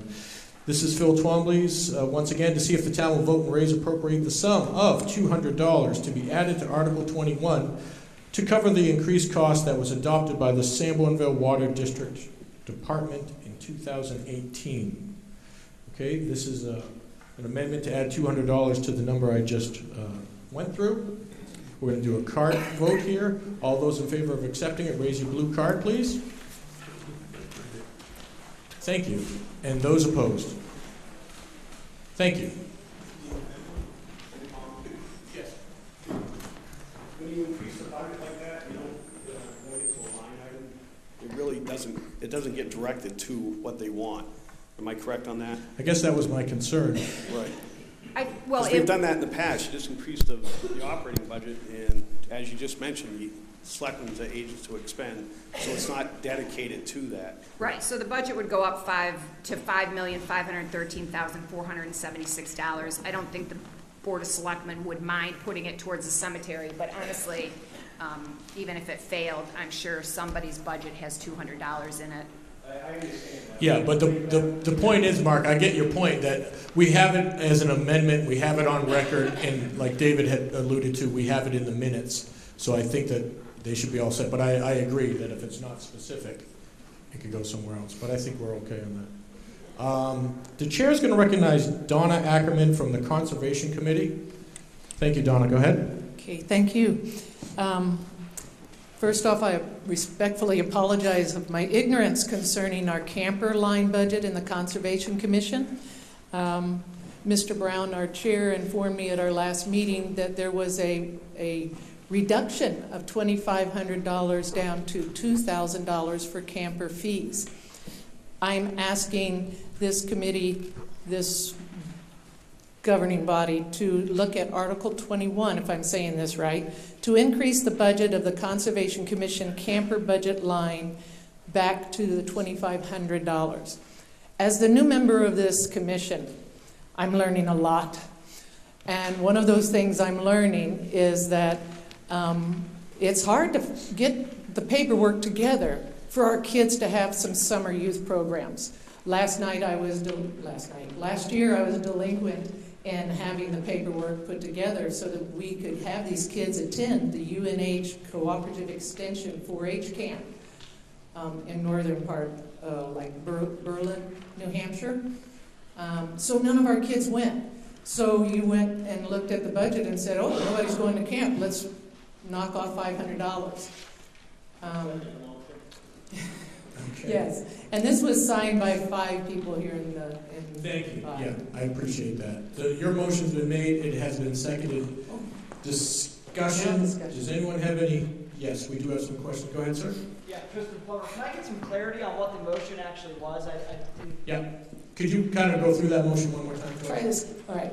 Clarity is to increase the Conservation Commission budget line concerning summer campers to indicate $500. Only increase of $500. My apologies. Okay, so right now it's in the budget for $2,000 in your line. Yes. And you're looking to increase it by $500 for a total of $2,500. Correct. And the reason for that is the paperwork wasn't filed properly or on time. And I have 5 kids ready to go to summer camp. I've been working hard. And these are scholarships that pay or assist the parents in paying for them to attend these 4-H camps, and they're fantastic. And I guarantee next year it's going to be even better. Not an increase of funds, but an opportunity for more kids to go. Thank you. Donna, we're going to need that in writing. I'm going to recognize Mr. Miller. I'm the one that suggested that cut, and let me give you a little background. When I was back in the Conservation Commission, we used to ask the parents for the kids to write a little essay, and we had 5 openings for camp, and we probably get 10, 12 essays. In the Conservation Commission, we pick and choose, and we always had 5 campers. So we're doing the budget this fall, and I looked at what we had last year for campers, and it was 0. Nobody. So I said, why are we raising and appropriating $2,500 a year when nobody goes to camp anymore? So I said, let's cut it back to $2,000, and if nobody goes next year, we'll cut it back to $15,000, and finally we're going to get rid of this light. We used to send them to 4-H camp. It was a wonderful program, and all of a sudden I get back and I'm looking at the budget, and nobody's using it. So I'm the culprit. I said reduce it because we're not using it. And if you can guarantee it, not guarantee, if you can promise us you're going to try to reactivate this, send the kids to camp, we're all for it. Well, I'll get a whole ton of kids. Mr. Fogg, you had your hand up. Go ahead. So it is basically bringing it back to the last year's numbers. The appropriation would be $2,500 as it was in previous budgets, instead of the reduction that was proposed. That's my understanding. And Donna, you've got some kids in the pipeline, you're saying? I have 5 kids ready to go. They're just going to be registering on Monday with the organization of the 4-H camp. Okay. And sir, yes. Just quick clarity. They're not your children, are they? Are they children in the community? I just want to make sure it's benefiting community children. I was like, you got a lot of kids. Retired teacher, 27 years. Those kids are my kids. I fight for them. Kelly, go ahead. So the other thing that the selectmen took into consideration when they were discussing this is the budget for 2018 was $4,016. The Conservation Commission spent $342. So it wasn't just the campers. There was, the board at the time noted that even if they wanted to up the $500 for the campers, that they didn't spend the other $3,700 of their budget either. So there was some wiggle room in there. Well, I could spend that. Mr. Brown. Is chairman of the Conservation Commission, some years we have a number of campers, and and some years we don't. What we normally have been doing is contacting Deb Wilson, the social worker over at the school, and she passes the word around. Like I said, the last few years, it's been kind of hit or miss. We didn't have any last year, but the year before, I believe we had 5, and there was another girl, but she was over the age limit, which would have made 6. And so it's kind of been hit or miss lately. Donna did an excellent job this year, and she's got 5 kids right now. And just for a clarification, I met with the selectmen back in, it was either October or November, about the Conservation Commission's budget, and I did notify the Conservation Commission at the following meeting, not just our last meeting as of a week and a half ago. Thank you. Thank you for that input. Motion has been made and seconded, and I will do my best to read it one more time. Article, let's see. It's just kind of back and forth, so I'm just going to try to read it the way you have it. To increase the budget of the Conservation Commission camper budget line, request to return the camp line to $2,500. So once again, it's at $2,000 now. They're asking for an additional $500. This will go into Article 21, which we just discussed. This will be a blue card vote. All those in favor of this amendment, please raise your card. And those opposed. And you were worried about that, Donna? Yeah. You can rest easy for your 5 kids. All right, thank you. Thank you for that. And I'm realizing I would be remiss if I didn't thank our camera crew and our microphone. What's your name, sir, with a microphone? Nico. Nico? Yeah. Nico. All right, Nico. And Gabe, you're back there somewhere, I'm sure. He set everything up. What? Yeah, and Donna. You can wave your hand, Donna. There she is on camera. Donna, are we on the Facebook Live? Yes. We are. See, we're on Facebook. So all your comments and everything are getting seen by our group. Gabe set up a new system behind the curtain here. We have a a speaker, so that's why it's projecting more. Mr. Fogg has more to say. So just a round of applause for the camera crew. And Nico, thank you. I forgot to mention that. Thank you for your time and effort. Mr. Fogg. So with that, those amendments would be, in Article 7 be amended to $75,000. Would that bring the total operating budget to $5,563,000? No. $976? No. No, the operating budget will be $5,513,976. There's $200 for cemetery and $500 for Conservation Commission. The other warrant articles stand on their own. Okay. They're not part of the operating budget. Right. Which actually begs the question, Rick, do I need to redo that Article 21, or does the money from the amendments just automatically get put in? You're all set. I'm good, all right. These are hard-hitting numbers. We're up to $700. Okay, moving on to Article 22. To see if the town will vote to change the purpose of the transfer station heavy equipment capital reserve fund established in Article 12 of the 2001 town warrant from to purchase heavy equipment for the transfer station and recycling center to, in quotes, transfer station equipment capital reserve fund for the purpose of purchasing equipment, including but not limited to heavy equipment for the transfer station recycling center, end quote. And furthermore, to name the Board of Selectmen as agents to expend the fund, 2/3 vote required. It's a non-money article, but if there is any discussion on that, it looks like a simple housekeeping item. The chair recognizes Mr. Miller. Move the article. Moved and seconded. Yeah, this is a language change. We're taking out the word heavy and just putting in equipment. I think the transfer station wanted to buy a double axle trailer to move equipment around.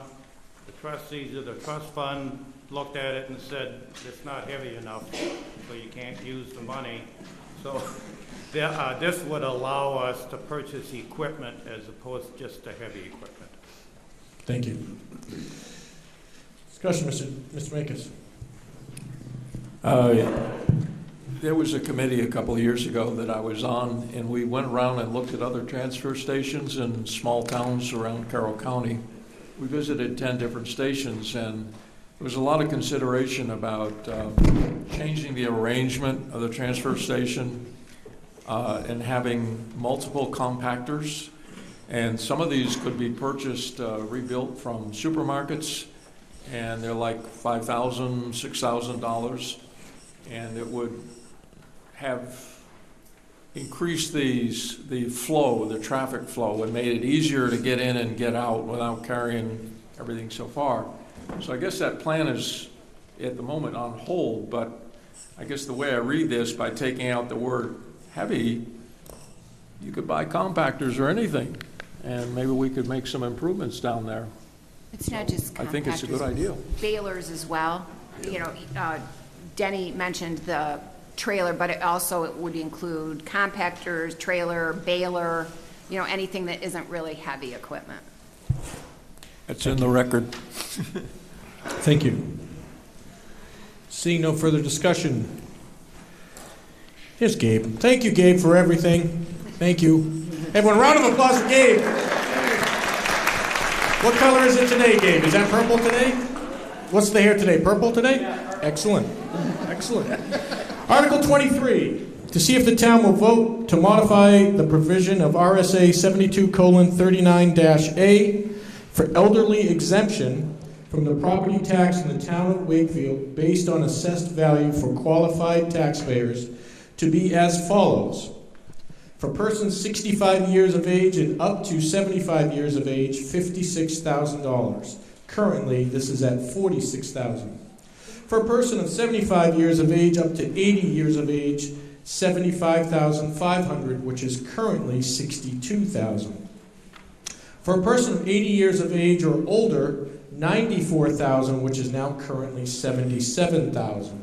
To qualify, the person must have been a New Hampshire resident for at least 3 consecutive years, own the real estate individually or jointly, or if the real estate is owned by such person's spouse, that they have been married to each other for at least 5 consecutive years. In addition, the taxpayer must have a net income of not more than $20,000 for a single person, or if married, a combined net income of less than $30,000, and own assets not in excess of $150,000, excluding the value of the person's residency. Majority vote is required. The chair recognizes Selectman Miller. Move the article. Moved and seconded. You know, I read this in one of our budget meetings, and by the time I got through it, it convinced me this is one of the reasons I chose to retire. I had a heck of a time understanding this, so I'm going to defer to Howie, who presented this to the board, and he knows it inside and out. Yeah, currently it sounds like a lot of money. However, we've only, at the current time, have 16 people that avail themselves of this. This came up years ago, back in 2006, when I was doing taxes for ARP. I noticed a number of people that are having a tough time keeping their homes. And I knew it personally from my late mother-in-law down in Portsmouth. But Joe Kennedy and I worked on it for a while and tried to get the state to change the law. They wouldn't, but the town did. The last time we set the taxes, that exemption amount, was 2006.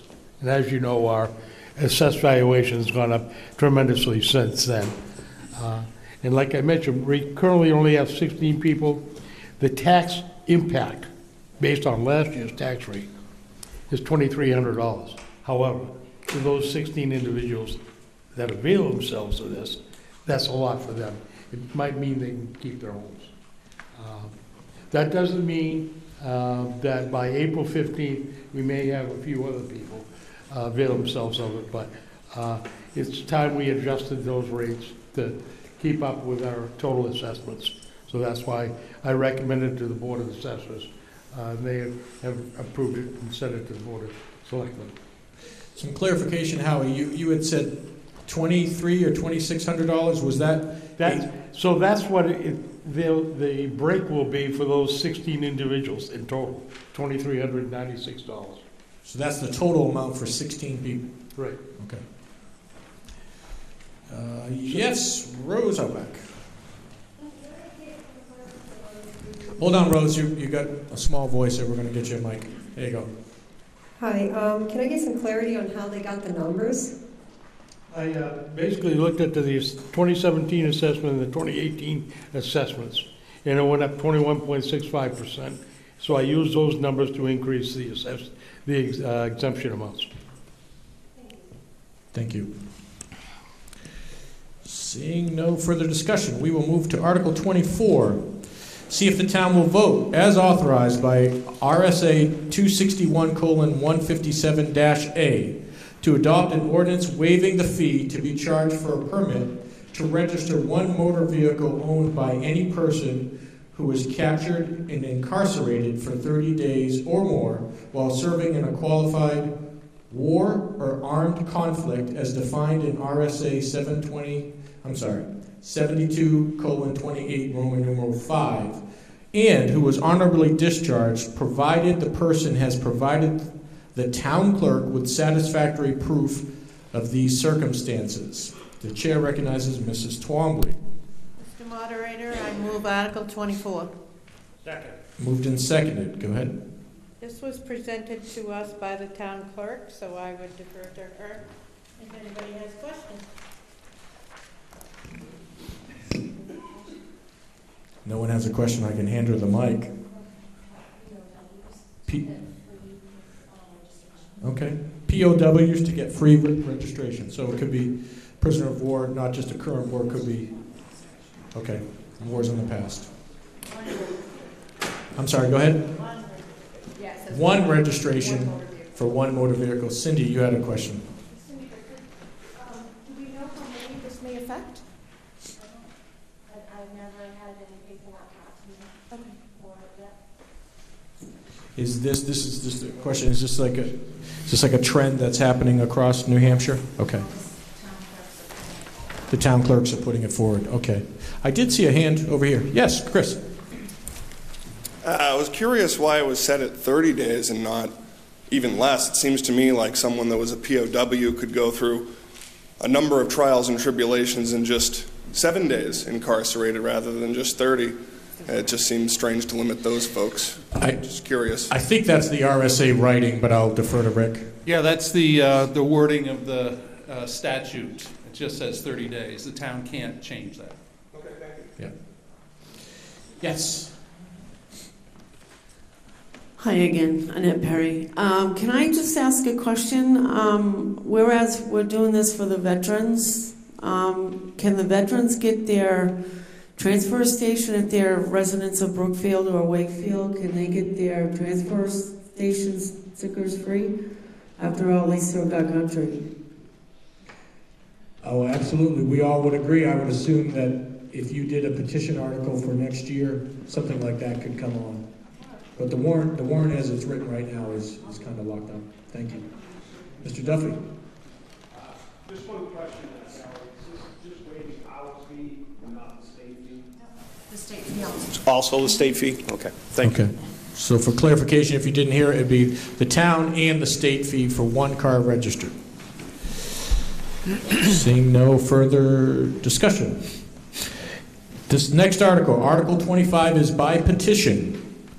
To see if the town will vote to raise and appropriate $180,000 for the repair of the Maple Street Bridge in Union. $40,000 will come from the Capital Reserve Bridge Construction Fund.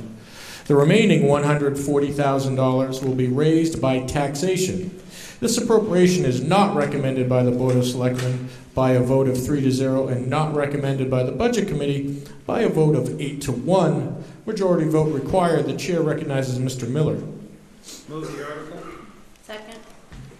Moved and seconded. Do we have the petitioner here today? Yes, we do. Annette Perry again, 21 Brewster Road, Union. This is what the Maple Street Bridge looks like right now. If you went to the HEB engineer work session back in September, you could see it. We have 7 bridges that need to be fixed. This is also a picture of the Maple Street Bridge that when it looked like in 1909. and it's come a long way. It's longer back then. This is about, I know it's about money, but it's also about safety. We have a special needs child that, because the bus stop had to be changed due to the Maple Street Bridge being closed, now has to walk longer to the bus stop on top of Bridge Street, which I need to ask the selectmen if they could have someone please check the Bridge Street Bridge, because there is, Mr. Shea asked me to mention here that there is erosion on Bridge Street, and there are 2 big cracks on the Bridge Street Bridge right now. If that could be checked, please. So how I came about it, the Bridge Street Bridge was fixed in 1973. In 1940, a truck in 1973 hit the bridge. I came up with the $180,000 because the State Bridge Aid Fund was supposed to pay $80,000 from the state, and the town would have to pay $180,000, which 20% of $790,000 is $158,000. But in any construction, a lot of you probably do, some of you do construction, you kind of have to have a buffer because of the unknown that when you open up walls, you find surprises. So that's how I came up with the $180,000. This is a safety issue. The bus stop had to be moved to top of Bridge Street. There was a fire on our road, and the road was blocked. Bridge Street Bridge was blocked, and most of Maple Street was blocked. Nothing against the fire department because they did a great job, but it's scary when there's a fire and you can't get off your only other way out because the Maple Street Bridge was closed. And the special needs child that has to walk further now instead of just 2 doors down, now she has to walk all the way down to top of Bridge Street.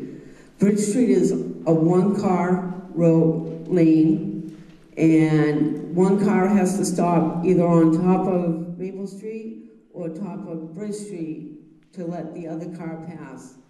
And then when you have little kids walking, when you have this walking down the street, you have to sometimes wait for them if you have a truck on it. Our delivery trucks, depending on back down Maple Street.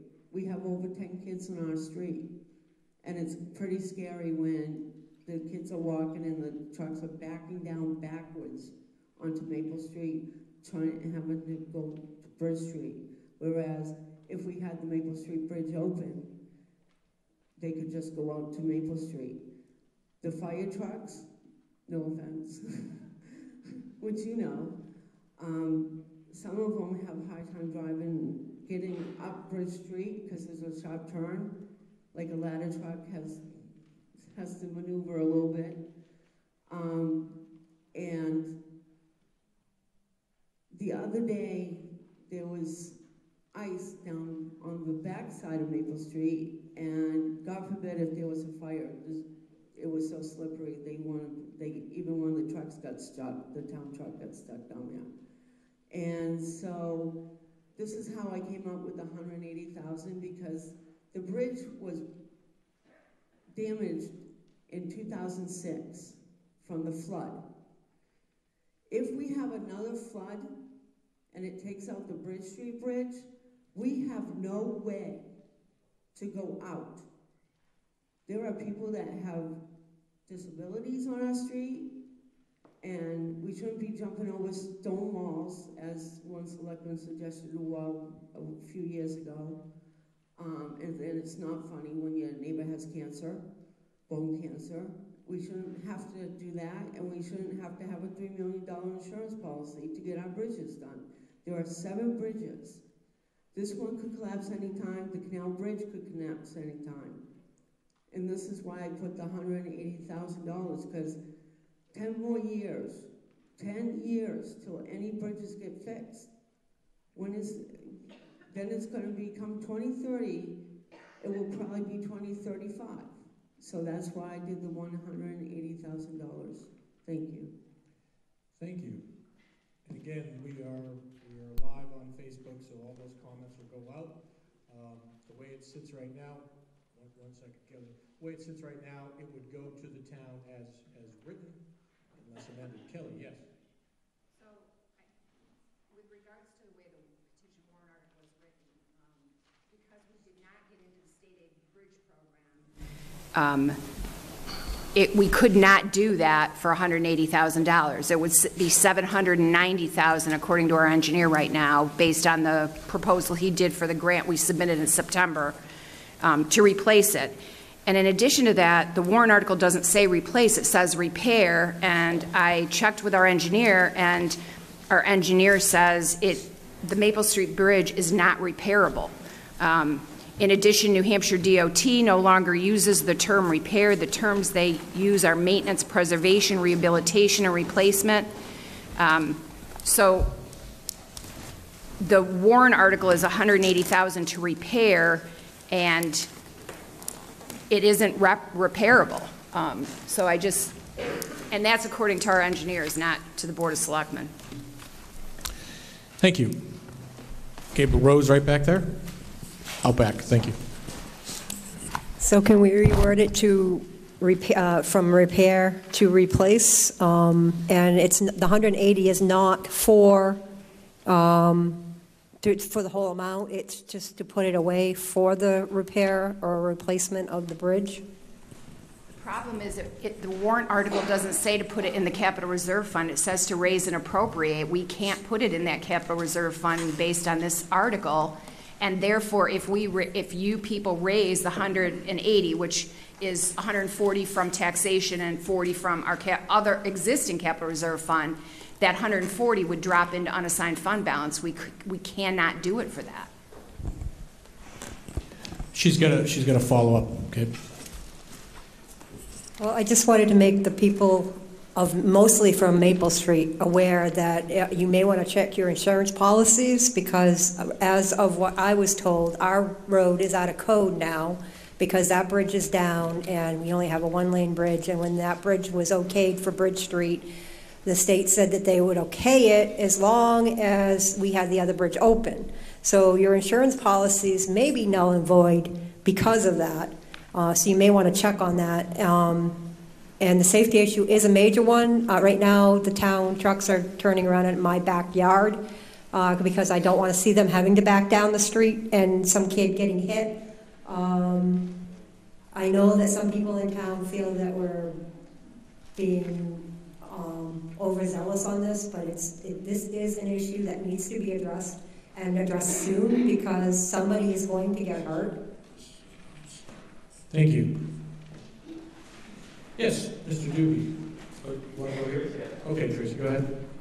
I noticed in Article 16 that... Can you go into the mic? Thank you. I noticed in Article 16 that the Selectmen and Budget Committee appropriated I may be using the wrong word, but there's $37,500 to appropriate for the highway construction. Why aren't bridges part of that, or how did the bridges get left out? I mean, we have 7 bridges that need replacement, or what was the other word? Rehabilitation. Is that not part of the system, or why are the bridges in such disrepair? I can't answer that. I wasn't here in 2010 or 2013. I came in 2016, and since I've come here, we were only putting $10,000 into the bridge fund, and the Board of Selectmen have increased it. Nobody had done a comprehensive plan. You know, I think that most towns know that they can't go the bridge route alone. It's just too big of a nut to crack. Our single biggest asset, other than our employees, are our roads and our bridges. But the state has always assisted with the bridges, and so I think that the town has periodically looked into bridges. They did build the Bridge Street Bridge, and they did do a double culvert on.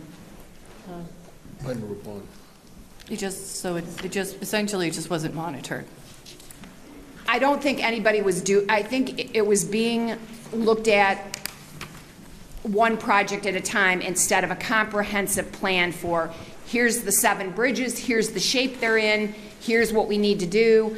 And I don't believe that there was very significant maintenance, if any, done. So what they're saying about the crack on the Bridge Street Bridge, that's part of why we did this maintenance plan, so that every year our highway department, our DPW department can go out and pressure wash the bridges, get the salt off it, you know, crack seal the cracks. But I think, no, it probably wasn't being done properly, and now we're trying to, again, crack that nut. And part of another piece of that is that comprehensive inventory of roads, which will include the bridges and the culverts and the catch basins and the water pipes and the sewer pipes, and we'll have one overlay where we can see all our infrastructure and start to chip away at this preventive maintenance that needs to be done. Thank you. Mr. Miller. There was an accounting RSA. Howie, do I have that right? Yep. And it came out about 6 or 7 years ago that the towns had to go out and value all of their assets. Before that, towns never looked at their assets. So we had to actually come up with a list of the assets that the town owned. That's the first time we started looking at the bridges, and that's when the CIP started to look at the bridges and said, you know, how many do we have? What's it cost to repair these? Should we start putting money away for it? And then Kelly this spring hired the engineer from Conway to come down and did the first comprehensive study of our bridges and how much it's going to cost per bridge. So Tracy is right. The town never looked at this for years and years and years. Now we're kind of aware of what it is. We've got between 6 and 7 bridges in this town that we have to pay on average $800,000 a piece to repair. Replace. If I can go back to Article 25 for just a second, the only way this petition warrant article is going to be viable is if the repair comes replaced and we change it to $790,000, because that's what we'd have to do to replace it. My issue is, if we pass this the way it is, we're locking up money that we can never spend. The taxpayers have to raise and appropriate it. We can never spend it because we can't repair it. So I'm going to make a motion we reduce this line item to 0. I don't think the taxpayers should be voting on this. You can amend the dollar amount. You can't change the verbiage. You can't change repair to replace, but you can change the dollar amount. He's a voter. Yep. So he can put the. Yeah, we've gone through this pretty much every year. You can change the dollar amount, but not the integrity of it. And I know it can be argued both sides, but you can change the dollar amount. Ooh, that raised some questions. Rose, I'm going to get you in a second. We've got other people that haven't spoke yet. Mr. Duffy. I was just wondering, you know, because back in the day, and I don't know if Mr. Blackwood can help me, there was a proposal for an entranceway onto the highway, like a Harmony Drive extension. Is that still an option that we could do that? That'd be a lot cheaper than building a bridge, and then we give them two accesses to that area. Excellent. Excellent. As I Kelly? explained yesterday, we have to look into that with the lawyer about whether we could get the appropriate right-of-ways and easements. You can't put a permanent structure over what we don't own. So we need to make sure that we have all the cuts and easements and right-of-way and maintenance that we would need. I don't think it's wide enough for a legal. It is definitely, but like I told you yesterday, I couldn't do that in 24 hours. Thank you. Mr. Doobie. I hate seeing us ever take somebody's warrant article and zero it out. I understand the situation out, or Denny, what you're saying about the 40,000 being maybe tied up, which I think is probably a good chance of that. But can we go back and at least maybe put some money more money into the bridge fund? Can we still do that? And you know, whether we zero this article out or not. But one other thing on this article, I've noticed, you know, everywhere I don't see anything else underlined in any part of this document. And we underlined not recommended by the selectmen or by the budget committee.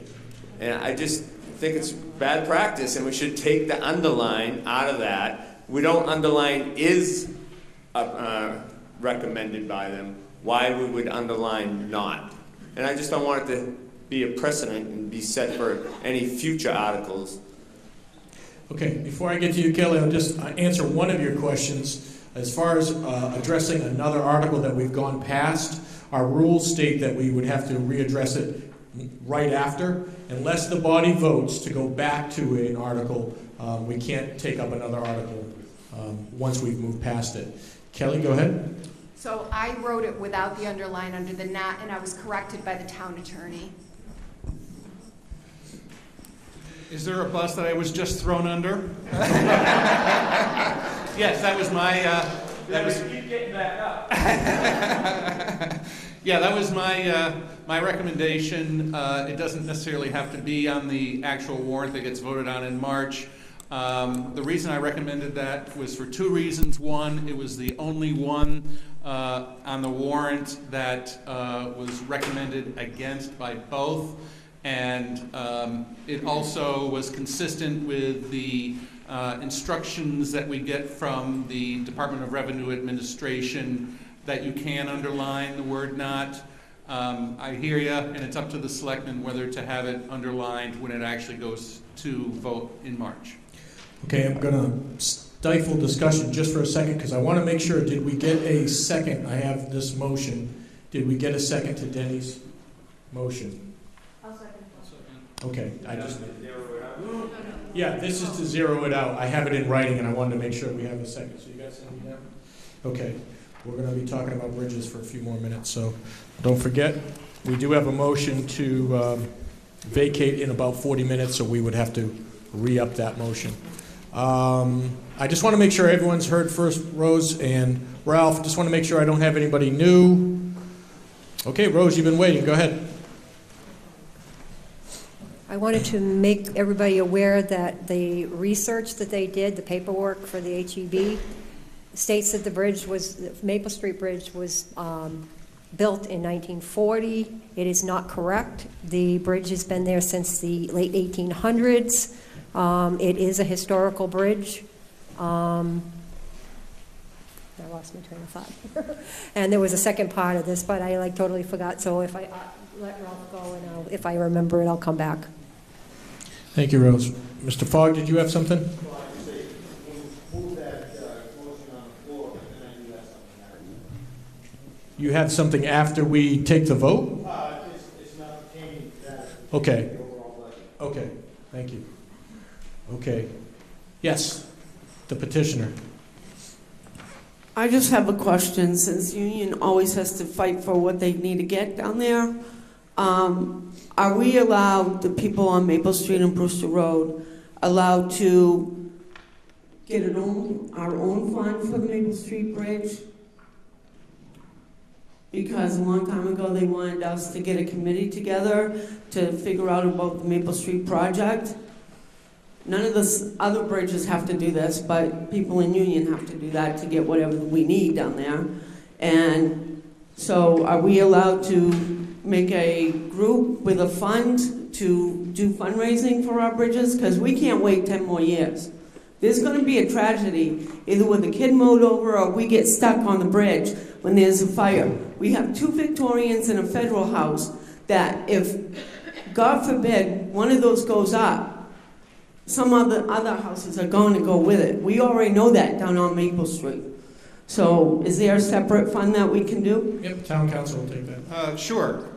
The selectmen are authorized to accept gifts, and if you were to raise funds and designate it as for a certain purpose, the selectmen, I'm sure, would honor that purpose. Okay. So, yes. That will be done. Thank you. Okay. Okay, we're going to move the question. This one might be a little close, so I'm going to ask Mr. Duffy and Mr. Twombly. We're going to raise cards. Mr. Duffy, if you could take that side and the table, the entire table, and Phil, if you could take this side. I'm going to count the blue cards, okay? I could be wrong, but it might be close, okay? So I'm going to read the motion. It has been seconded. Move the Article 25 be reduced to $0 from $180,000, with $0 to come from the Capital Reserve Bridge Construction Fund, with $0 to be raised from taxation from $140,000. Okay, that's been moved and seconded. This will be for the affirmative. This will be for yay. All those in favor of this amendment, please raise your blue cards.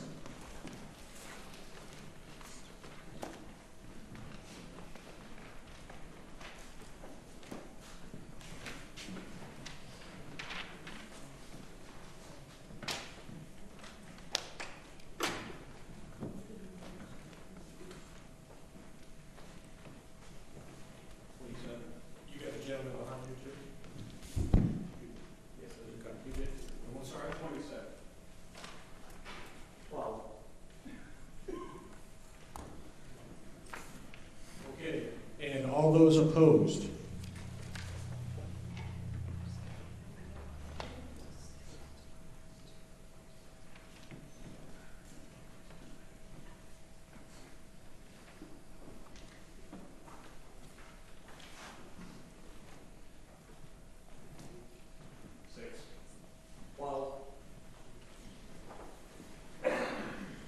Okay, the amendment to zero out passes, 39 to 18.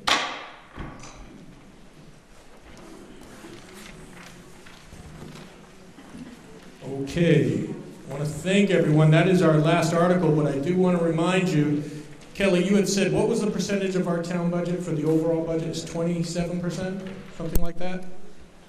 The town's, yeah. The town's share of the tax bill was 27%, the local school was like 43%, and then the rest was the state education and the county. I guess, thank you. I guess my point is we have a great crowd here. We're about to do school here in a few minutes, so if you can stick around, it is a large part of the budget. Mr. Fogg, you had something. Very important state aid of the campus airports. Looking at the budget summary of fiscal year 2018 regarding capital. Ralph, why don't you wait for the mic, because if this is important to you, you want to be heard. Go ahead. Well, it's a clarification. I'm hoping that somebody will tell me exactly what in those blocks, the fourth item down. I would argue till I'm blue in the card about whether or not there's clicks in town. It seems as though we have, in fact, a click that we're financing. The 2018 appropriation of $1,124. I'm happy to see that the Budget Committee for 2019 recommended an appropriation of $266, but reduces it. But could you please clarify to me and the rest of the town whether or not there's a click in town? It's a click-it grant for the police department enforcement of using seat belts. Oh. So at some point there'll be a clarification. Thank you very much. We're on to Article 26. If there's any further business, Mr. Doobie, did you have anything? Yeah, I would like to just get a clarification on the bridge fund, how much we're raising an appropriation this year for the bridges. Yeah. We increased 75, right? Correct. That was amended to 75,000. Do we have the number, what's in there right now, if the 75 were to pass? 74,669 is in it right now. There's some residual money from the Senate Bill 38 money from 2016. With the 25,000 that was requested, we'd be up to 160. Since it's additional 50, we'll be up to a little over 210 available for bridge work. For bridge work, and that includes all bridges. Studying, surveying, engineering, construction, repair and maintenance, big capital expenditures. Thank you. Thank you. Yes. Hi, I'm Mary Wingsors, 35 Wayside Drive. I am a new resident and I haven't registered yet to vote, so I guess I have to ask your permission to speak. Can we give her permission to speak? Raise of hands. Thank you. We love you. Welcome. I just Come on wondered in. why the town doesn't, first of all, I wondered if the town has any bonding outstanding bonds right now. So I just wondered why the town doesn't bond to fix these bridges if there is such a huge safety issue on them. Go ahead, Denny. We looked at the funding on and how fast we could replace the bridges, and we have two options. We could bond it, or we could, if we spend enough and get the cash flow properly, we can do it through taxation, and we wouldn't have to go through the expense of bonding it. Howie and I worked it out, and in a couple of years we'd have to raise $250,000 to $300,000, and then in succeeding years that money comes back in. But we worked out a cash flow arrangement where just through taxation we could cover all the bridges, and we wouldn't have to go through the expense of bonding. The only advantage on bonding would be to do all 7 bridges the same year. Can I add something? Mr. Knight, go ahead. The other issue is the 80% funding from the state. That was what we predicated our numbers on. And since we're not going to be able to get that in a timely manner because they don't have the funds, because when we contemplated the methodology to fund this, it was based, the biggest premise was we were going to get 80% from the state. So that number's a huge number if we don't get it. Okay. Final comment, Rose? Go ahead. I just was wondering if we could get a price difference between taking Maple Street Bridge completely out and the difference between that and how much it would cost to have it rebuilt. So the numbers that the engineer gave me were $790,000 to replace and $400,000 to take it out. And we've applied for a grant, as a matter of fact, I signed it and mailed it yesterday, to get FEMA HMPG money, which is hazard mitigation grant money. Every time there's a disaster in the state of New Hampshire, a certain percentage of that disaster money is put away for HMPG grants. So it's a competitive process, and we applied for the full replacement in September. And again, I think I mentioned earlier that we did not score high enough to get that grant because it was not shovel ready, and it was also only a 0.2 mile drive around to the other bridge. Whereas like the Canal Street Bridge, for example, scores higher in that because it's a 9-mile detour. If the Canal Street Bridge closes in the next 2 years, because it's a historic bridge, because we share it with Maine, and because we'd have to do a whole historical study, it would be even more, and we just don't have the money to go it alone. We need that 80% state aid bridge money.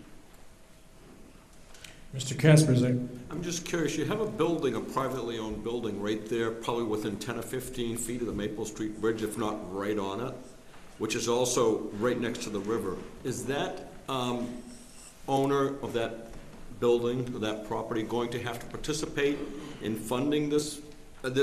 It's going to have to impact that building somehow, I would think, being as close proximity as it is. How is that, does anybody know how that might be handled? And do they have to be notified well in advance so that they can also prepare? So we haven't even started the surveying or the approach work on that bridge. We have to get, again, I think I mentioned earlier, it's a step-by-step process, and since it's in imminent danger, according to DOT, of falling in, our first step is to get it taken out. And then I think that the engineers will work on the surveying and the approach and deal with that. Well, I guess what I'm asking is, are you giving this private landowner any opportunity to save up themselves in case it impacts them? I mean, are they being worked with? Or is anybody working with them to keep them in the loop on this? I have not approached them. And I don't know if our I believe our engineers have been out there. I'm not sure what the conversation was, though. Thank you. Mr. Doobie. I know, everybody's looking at the 80-20 match from the state, and it's a great deal. We want to use the state money to get our bridges fixed. But have we got another proposal from a bridge construction company that could come in and do a design build for that bridge? Have we ever got another estimate besides the one from the state for $780,000? Yes. And just wondering what that was. Yes, there was a culvert company that gave a price. I want to say it was between $200,000 and $300,000, and it was probably in 2013 or 14, perhaps. I saw it in the file, but that was never approved by DOT. And with the stormwater regulations that changed in 2010, I would think that it would be pretty difficult to put in just a culvert. Our engineers looked at that when they came up with the proposal for the HMPG grant that we applied for in September. And the replacement that DOT would allow, that's how he crafted that and engineered it, was $790,000. Thank you. This gentleman, did you have something too, Rick? Yeah, I just want to make sure that everybody knows when this meeting is over, you have to check back through, get back your stuff, and then have to check back in, get new stuff in order to participate in the school district meeting. To clarify, if they're not going to stay with us, they can turn in their gear because we're frugal. No, they have to turn that in. They're going to use different ones for the school district meeting. Okay, thank you. All right, so no matter what, you're staying or going, you have to turn this back in and they're going to supply some more to you. Yes, you had your hand up. Go ahead. Yes, just a quick thought. So on the bridge issue, it sounds like we're not taking action. I'll stop projecting so much. So on the bridge issue, it sounds like we're not taking action until we're backlogged in the state books for the 80% reimbursement or funding to 2029 or to 2030. Is that correct? For the state aid bridge program, that's the way it looks right now, but things changed politically, as you all know. The governor made about $6 or $10 million available 2 years ago to the state bridge program, which upped a lot of the projects faster. I think he'd be hard pressed to come up with the money to up 27 projects when the average per year is 8. But we're hoping, every community in the state that's in this state age bridge program, you should call your legislators because it's I think, systematically unfair that other communities in the town that snuck in under the wire will get 20% match or 80% match to fix their bridges, but because we didn't apply until May and they've mismanaged the funds, now we aren't in it until 2030. So, it is certainly up to this body in future meetings if you want to pay 100% and get the bridge done sooner. We have not stopped working on this. We continue to have the engineers look for grants that we would be eligible for and try to find other funding mechanisms. But we're trying to do it so that it isn't 100% on the backs of the taxpayers. Absolutely. So do we have any level of confidence that, should that time elapse and 2029 arrives, that we can actually get ourselves into the queue? It sounds like there's going to be a variety of towns in that backlog. Yeah, I think that's correct. We have a placeholder. Our application is there. When they open the program, we will be considered. I suspect, just because this has happened before, I think in the 80s and again in the 90s, that the program may go away and come up as a different program, and I don't know what that, it might be a 50-50 split to try to move more of these projects forward, and it may be called something totally different. But yes, we've got a placeholder with our applications. They won't be tossed out. We don't have to start all over again. When and if this rises from the ashes as something else, we will get in a queue. I just don't know what the program will look like. No, roger that. I appreciate your feedback. Thank you. We're going to really try to wrap this up here, folks. We're going to do 2 more. We'll do the petitioner from that other article, and then we'll get to Rose. Hi, I just wanted to say that in 2006, an emergency dredge permit was issued to John Hildreth, he owns 2 John's Auto right behind Maple Street, right beside Maple Street Bridge, and right beside the Branch River. behind the Branch River. And also several properties are being compromised by the Maple Street Bridge, and one of them is Rose.